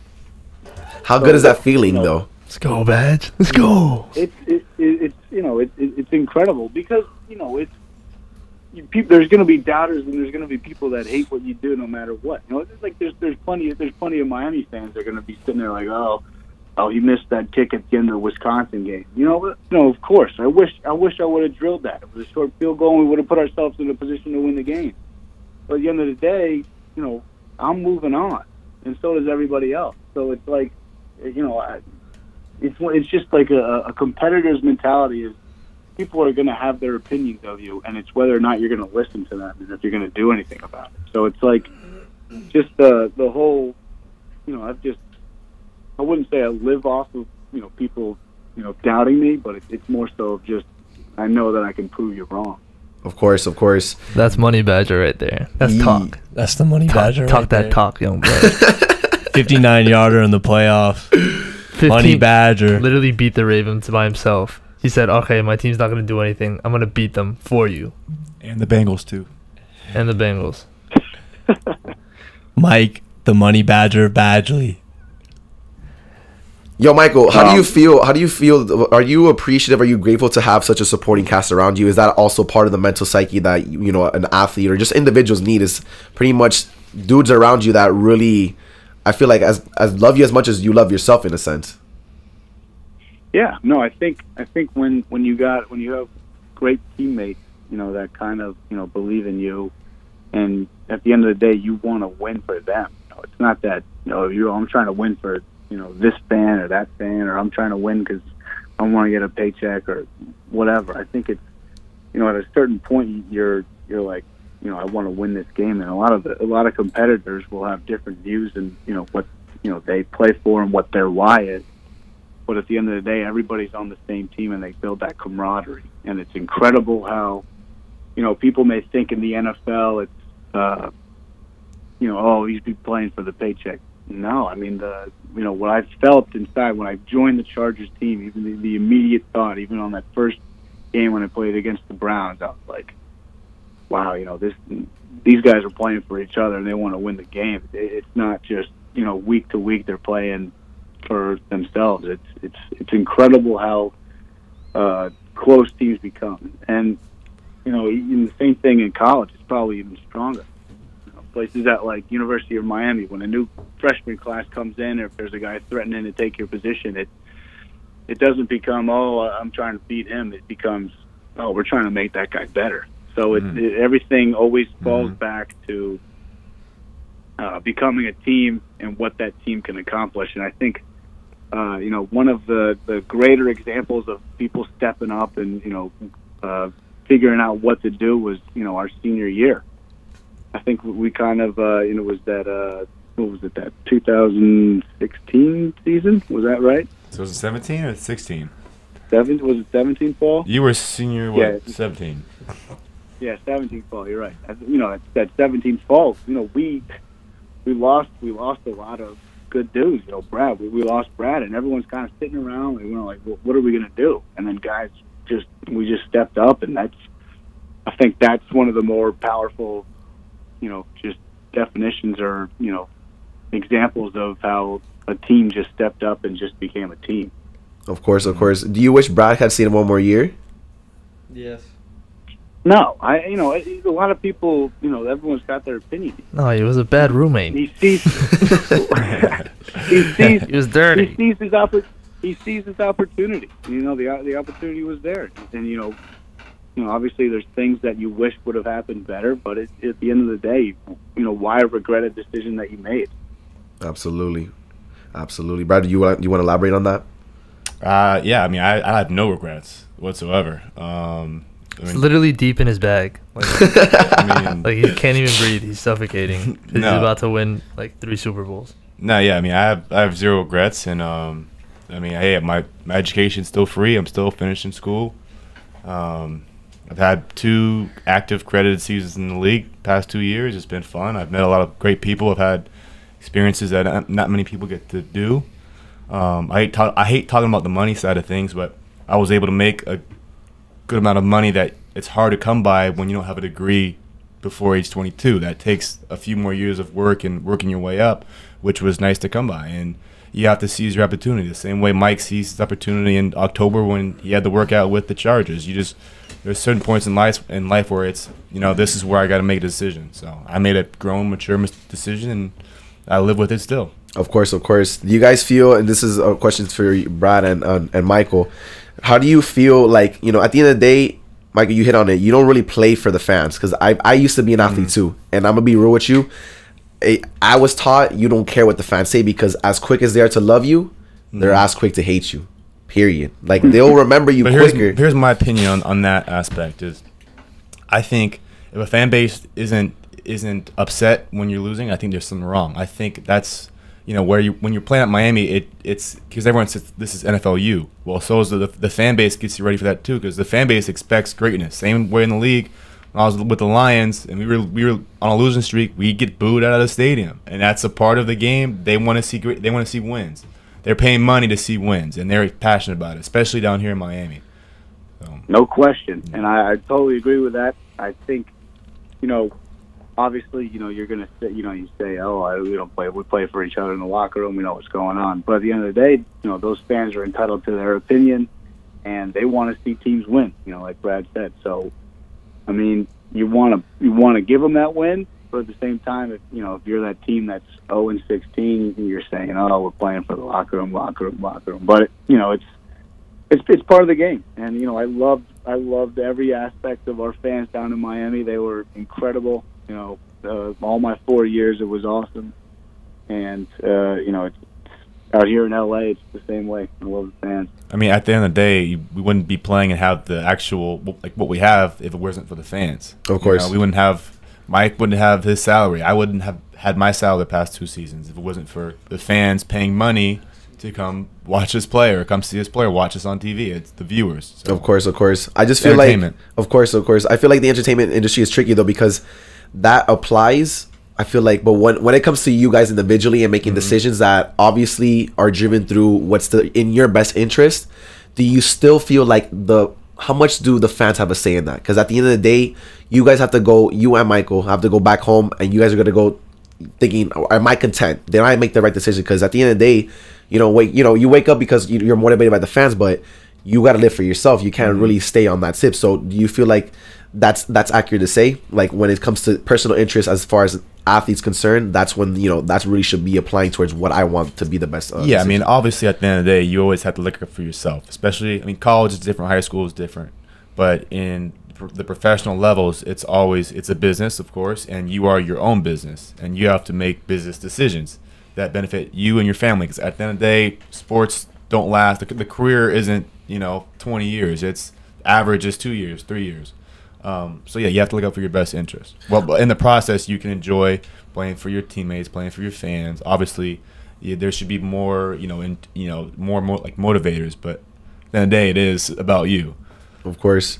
And when you say you mean University of Miami. Yeah, there you go. Yeah, the U. Oh, because of the U. Yeah.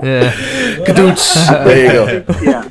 I think one of the best ways to put it is you got to embrace every part of the game. Whether it's you're embracing the fans or you're embracing the media. It's you got to take what you can get from it and you got to own it. So it's how you deal with it. Whether it's you're going to get mad because some guy feels some way about you, or you're going to get mad because somebody wrote something about you. No, it's how you deal with it, and it's how you it's just how you embrace it. And if you love the fans, they're going to love you back. If you love the media, they're going to love you back. So I just think it's all about how you go about things. Of course. I have a question. Do you guys, when you guys were still playing for the U, how often was the U part 1 and 2 playing in the locker room? Or that was something y'all did on your own time? I I mean, I don't think we played. I mean, Mike, did we play? I don't think we played that too often. But did you guys watch it? We watched I it. loved it. I loved it. I love the U culture. Like, they'll be back. Listen, that's Everyone knows the U and its swagger. We don't have that plan in the locker room, but everybody knows the tradition. I mean, we got some of those players walking through the locker room. We got Michael Irvin coming to games. We got Warren Sapp showing up. I mean, Al Blades Jr. You got all the greats coming back there talking to you before games, getting you hyped up. Ed Reed showing up. And, it's just kind of you don't watch the documentary, you kind of live it. You're like, wow. Well, I think the awesome thing too is in the locker room we all have our name plates on our lockers, and like within each locker, because the lockers were numbered, they have someone who wore that number who donated that locker. So like you'd see it every day, like number 13, like Gino Torretta, or or 12, you'd see Jim Kelly, stuff like that. Number 5. Just stuff like that, to where like you're looking at it every day and you're like, okay, this guy wore this jersey before. He wore the same jersey and the same U before me, the same number. So like that, it's like every day it's a motivator. Like that's the standard. Of course, I don't mean to reference Avatar: The Last Airbender, but I feel like that's more of connecting to the people that came before you in a sense, right? Those people that were in your same shoes, right, and same position, having to make the same decisions. Right. Did you guys feel like that's something that the University of Miami's football program period has, is that there's tradition and there's already a standard, there's history, rich history that you must know and you must embrace, because at the end of the day, we're the new wave. We are the new wave of Miami. We're the new image, because Miami, even in of itself, was growing and is still growing in a way that's never been seen before. Right? Did you guys really appreciate that when you threw on the orange and green, you threw on your jerseys, like, yo, I feel the weight on this shoulder? Yeah, definitely. I mean, coming in, you already know the deal coming in. But obviously, you want to make something for your own stuff. You want to put your own new spin on it. But I think like a good example is what Manny has done. What Manny's doing is, obviously acknowledging the past, showing that past influence, especially on the defensive side of the ball, but still accepting that, hey, this is the new Miami. We also are doing things new around here and things differently. So it's a bit of both. Of course. What do you have to say about that one, Michael? Yeah, I think I really felt it was, as soon as I put that helmet on, it's got the U on the side. It was, I was like, I can't believe this. And then, you know that every single one of those guys back in the day have practiced on Green Tree. So when you're practicing out there, I mean, you're, on a field of legends. And it's just one of those things that is you carry on as much as you can. I mean, it's just part of that rich tradition of Miami, and not a lot of schools can really say that. So it's just something that's incredible. Of course. Do you guys feel like the fan base itself is the nitty gritty of Miami? Because I feel like there's different fan bases for the Miami Marlins, Miami Heat, Miami Dolphins, even. Do you guys feel like the real hood? I would say the real hood side, the real nitty gritty, like the street dudes from Miami. Yeah, like, you feel me? Like, dudes that were street, like, Miami, period, like the stereotype. Do you guys feel that you would see that when you guys would do your walk out on the way to the stadium? Yeah, well, it's very unique, actually, with Miami, because a lot of big schools, big football fan bases, most of their fan bases is people who went to the college and stuff like that. Whereas Miami, I mean, our enrollment is usually, 10,000 undergrads. So a lot of it is people who just grew up fans, or from around the city, or from around South Florida, who are all coming out. And that's pretty unique to, I mean, maybe USC duplicates that, but it's a pretty unique vibe to where it's people who don't live in Coral Gables and don't have anything to do with the school, didn't work at the school or play at the school, go to the school, but they're still coming out in masses to come see it, which is, it's almost like a pro team. Yeah, absolutely. Yeah, it's unique. Yeah, I mean, I think, that our fan base is definitely unique, and you get a real feel of that for the bigger games, and the season's going well. And I think the best demonstration that I've ever felt, other than the Florida State games, which are just always absurd, but when we played, it was my senior year. We played Virginia Tech. We're rolling, and it was like to basically solidify the Coastal and to win that. We're wearing all black jerseys. The place was rocking, and we go out there, we roll over, and the place was rolling. And then we got game day back, and it was like the first time since 2002, and we're playing Notre Dame.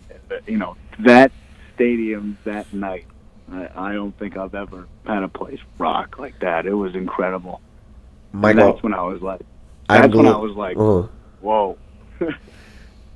I'm glad you mentioned that game in particular because being somewhere from South Florida, I feel like Hard Rock Stadium, although it's been through numerous names, I feel like that stadium period has always housed, whether it be Taylor Swift or Barcelona versus Real Madrid.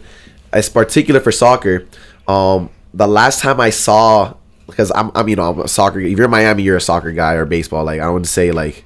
I went to the game. Yeah, that game was lit. Like to be honest, period. Point blank clear. It was ridiculous. But why do I reference it? The last time, Michael, I remember that stadium being that loud and that packed was when Real Madrid came to play against Barcelona. Like period. And that's crazy because those are international clubs. You feel me? So that, mind you, that season, your senior year too, no one was playing. No other sport besides the University of Miami Hurricanes football team was playing well. So the hottest ticket was that. The way it played out was incredible. You being on the sideline as a player, like, what did you get from that atmosphere? Did you feel like it was really, because they compared it back to when we had the games in the Orange Bowl. So how did you feel like that electricity in the air as a player? I mean, shoot, you could have left at halftime. That place was going, man. We were rolling. I mean, I think the loudest I felt it was, that Trajan Bandy pick. I mean, Trey Band just took that thing back, and the place just erupted. And I was like, oh man, because they were 3 in the country. I think we were 10, 7, something like that. I wasn't even sure what number we were, but that had realistic playoff indications, and that's kind of when we took off that year, and people started to recognize us as an actual powerhouse to force to be reckoned with. So I think that whole atmosphere, the game day, people showing up to campus at 5 a.m. I mean, just sitting in the hotel with the pregame jitters all day, and then to go out and do that and have that stadium just absolutely showing out was awesome. And it was the only night. It was the only night game 2 of that season, if I'm not mistaken. It was. No, we played. No, we had the Virginia Tech. That was a night game. That's right. That one too. True. I don't know, but I feel like that one was that important. Like it was the night game. You feel me? It was rocking, man. As someone that was in the student athlete section, bro, I didn't even cheer. Like I was so overwhelmed with the situation because I had never seen it get that packed or loud since I saw Real Madrid and Barcelona play. Like point blank, period. So I want to thank you for doing that and being one of the players that participated in making history, dude. Because that was also when College Game Day was on campus too. So like the fact that y'all did that, new wave, you dig? Like that's no other way to cut it. Like that's just some vibes that y'all created. And I really do appreciate that as a spectator, supporter, and fanatic. Speaking of tradition at the University of Miami, Brad and Badge, when you guys ran through that smoke, like what was that feeling that you guys got when running through that smoke? Because I did that once too. And, I ran through the smoke with the players. I felt that love. When the fans were like chanting, like cameras were just there right in front of you. Didn't Jamal Carter? Jamal Carter, one of my good friends, plays for the Denver Broncos, told me, hey, grab my shoulder because it gets foggy in there. And I was like, all right, let's ride into the sunset. And that's what we did. In front of those, I think it was like 3,000 fans, and it was just like one of the most thrilling experiences like I think I ever had. So I just wanted to get your guys' take on it, if you guys felt that, because that's like a brotherhood that we all have now, running through the smoke. So just wanted to. Unlike Ale, running through the smoke for us didn't get us banned from events, but it's nothing like it. It's for real, nothing like it, and. Every time it get recreated every home game. It's kind of scary at first because you can't see for like at least 8 seconds because it's literally just all white smoke. Of course. But no, it's exhilarating. It's incredible, and it's almost like for instance, the best way I could put it, I guess, is if you were elected captain for that week and you had to go out for the coin toss and you couldn't run through the smoke, you were mad about that because everybody else gets to run through the smoke, and you're out there just waiting. So it's one of those things where you can't beat it, and it's a rich tradition in sports, and it's every college or school tries to duplicate it, but they can't even come close to the U. I know. So I feel that. It's one of those things that only few people get to experience it, and you're pretty lucky. Absolutely. I have a question. Luck has nothing to do with it, brother. Now that you guys are in a different tax bracket and you know how Miami behaves, what is it like to go from having X amounts of dollars in your bank account as a college student to overnight? Well, I'm still technically a college student. I'm still finishing my degree. Oh, no. 22 Jump Street, Brad Kaaya. Sneaking around. Sneaking around classes, doing the college thing. Hey, dude, what frat party you guys want to go to tonight? Hey, you guys trying to go to the library later? Maybe study a little bit? Dude, think about rushing next year. They want to add me as like this honorable CF. But no, what do you guys flex a little bit different now that whenever you get a chance to come down to Miami? I mean, I know you're studying now, bro. Badge buys bottles every time. No, he comes down. No. Badge is not cheaper than me. They call Badge the bottle service king. No, that's cap. That's all cap. I have not been back to Miami. I'm coming at the end of the month, so get your pockets ready. I'm ready to go. No, I mean, for me, I haven't really. I mean, I have a condo that I got a couple months ago. Oh, nice. That I'm renovating. That's about all I've done with my money. I got a new car my rookie season, but aside from that, I'm not really a big flexer. I mean, you see what I'm wearing now. It's kind of just my PacSun. Of course. We're on the radio. No one can see you, except here, right there on the camera. Yeah, whole lot of gang stuff. Yeah, I know.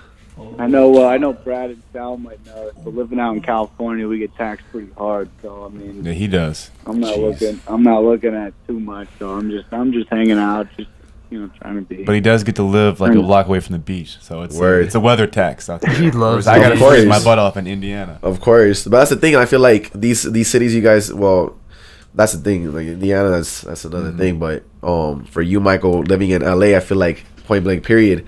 That's your, like you just finished saying, it's literally you're paying for the weather, you're paying for just the name, because Miami, no matter where you are in Miami, you gotta pay you're living on the waterfront properties, straight up. Working class here, I would say is non-existent. I mean, they do exist, but they're pretty much neglected, I feel. But it's always been, Miami's always been that, you feel me? Miami's been always for, everyone says it, we live where you vacation, but do we really know what that means? You have to actually pay to say that, no cap.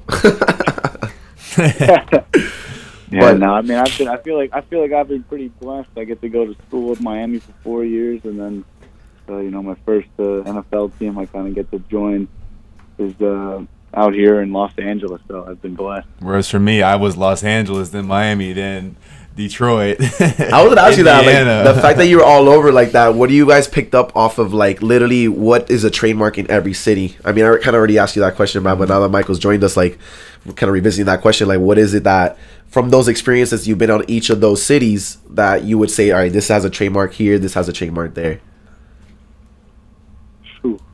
I mean, I went out to Indianapolis first, and that was I met some great people. There's some cool little towns, but there's not much to do. I mean, so it was cool little area. I couldn't imagine what it would be like in the wintertime. I know it's a little bit cold out there, but being out here being out here in the West Coast, I mean, I'm still trying to learn if being in Southern California is a little bit better than Miami. So I'll be able to know by maybe the end of the year. For sure. I'm gonna leave you all. I'm gonna leave you with this because we have to actually wrap up the show. We've actually been on for quite the century, I would say. But damn, brother. Do you believe? All right. Do you believe, for everyone in this room, actually, everyone, I'm asking this across the board, that back in the game, Pitbull should be the president of Miami? Manny Diaz should. Okay. All right. Anyone want a second? Which one? You know what? I mean, Pitbull was Mr. 305, so if he's listening to this, then yeah, you can have it. But I'm gonna agree with. Well, what would be his duties as president? You know, because I like take my politics like very seriously. So. Of Miami. Yeah, I mean, politics are kind of like a really big deal. Like, what are your policies? What are, like your prison reform and stuff like that? Fair enough. The educational system is flawed, so if he fixes that, that'd be cool. Fantastic. I mean, I think Manny. I mean, listen. First off, you got to win. He's gonna win. And once you start winning in Miami, then it's game over. Then everything. Wait, so is he gonna be president of Miami just because like he coaches Miami Hurricanes, like a university? Also mentioned he's the son of a politician who did a great job, did things the right way, like George Bush. No, his. Hey, one thing I do know about Manny Diaz, that man runs the portal game like no other. Portal master. And like one day I was stuck. That video was insane. Yeah, it was good. It was good. It wasn't mine, but it was good. Well, for everyone that's been listening, if you are listening, thank you so much for joining Code 305. All right, this has been your host, the voice of the new wave, Octavio Rios.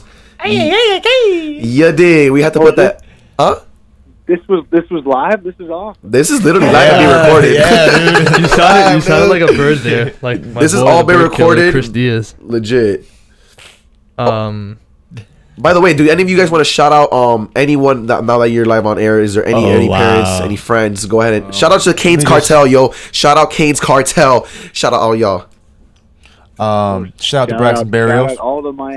Shout out all the Miami fans, man. That's what makes that tradition so rich, man. Of course. So I was going to give a shout out to Braxton Barrios. Just got to town today. He's in bed, but he's sleeping right now. Champion. So New England Patriots. I told him it was his easiest ring ever, but he's got more coming his way in the next few years. So I can't wait to see him work. Shout out Micheal Badgley.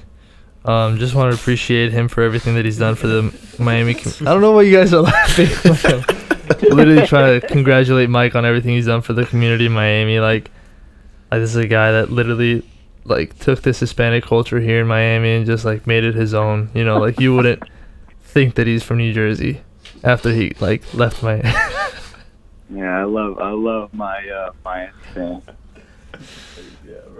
Gang. Well, thank you to everyone that's been listening. If you missed this episode, oh, by the way, if anyone that's been listening, by the way, Michael, this is all going to be on SoundCloud.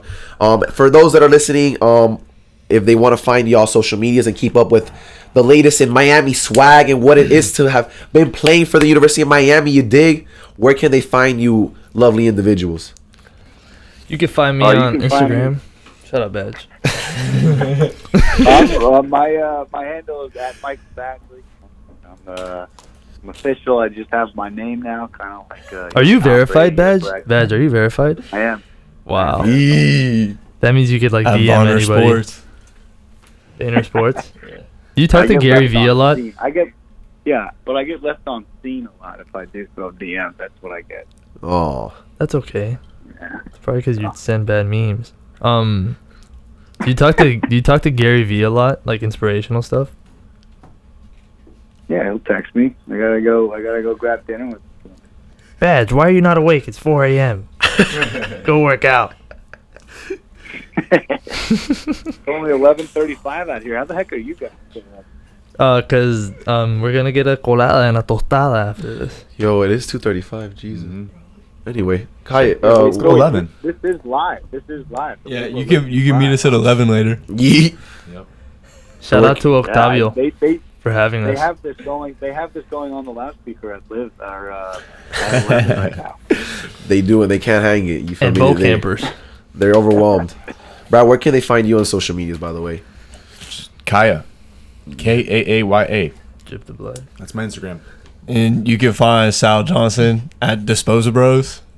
DISPOSABROS. Disposa Bros. And you can find me on Instagram at Ale Stick Talk. Stick Talk, baby. Yeah, nobody. Yeah, gang. All right, Batch. If you way to support me. Thank you. Oh, by the way, Michael, thank you so much for calling. We really do appreciate everything you've done. and Brad, and Ale, and Sal. Hey, appreciate you guys having me. This is awesome. Of course, dog. You know we keep it trill out here, keep it super Miami. If you miss this episode, you can find it on Code 305 MIA on the Instagram. You go to the bio, it has a personal page of mine, the SoundCloud, all the cool posts that if you miss any episodes to catch up until now, it's all available for you as a listener. But we are gonna let regular programming take over, ladies and gentlemen. But as always, I need y'all to do me one fat favor. You dig? Make sure y'all keep it locked to the voice